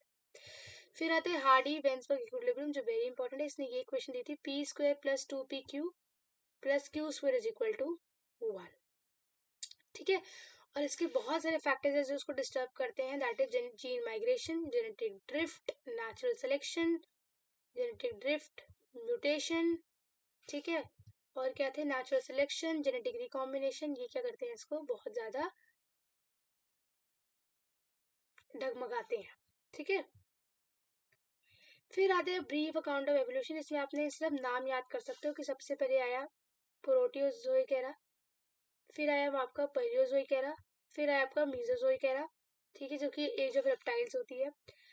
फिर आया आपका कीनोजोइक एरा, ठीक है। लेकिन उससे भी जरूरी है, this is the origin of man. सबसे पहला है ड्रायोपिथेकस एंड रामापिथेकस, जो कि गोरिल्ला की तरह चलते थे, चिंपैंजी की तरह बहुत बाल होते थे।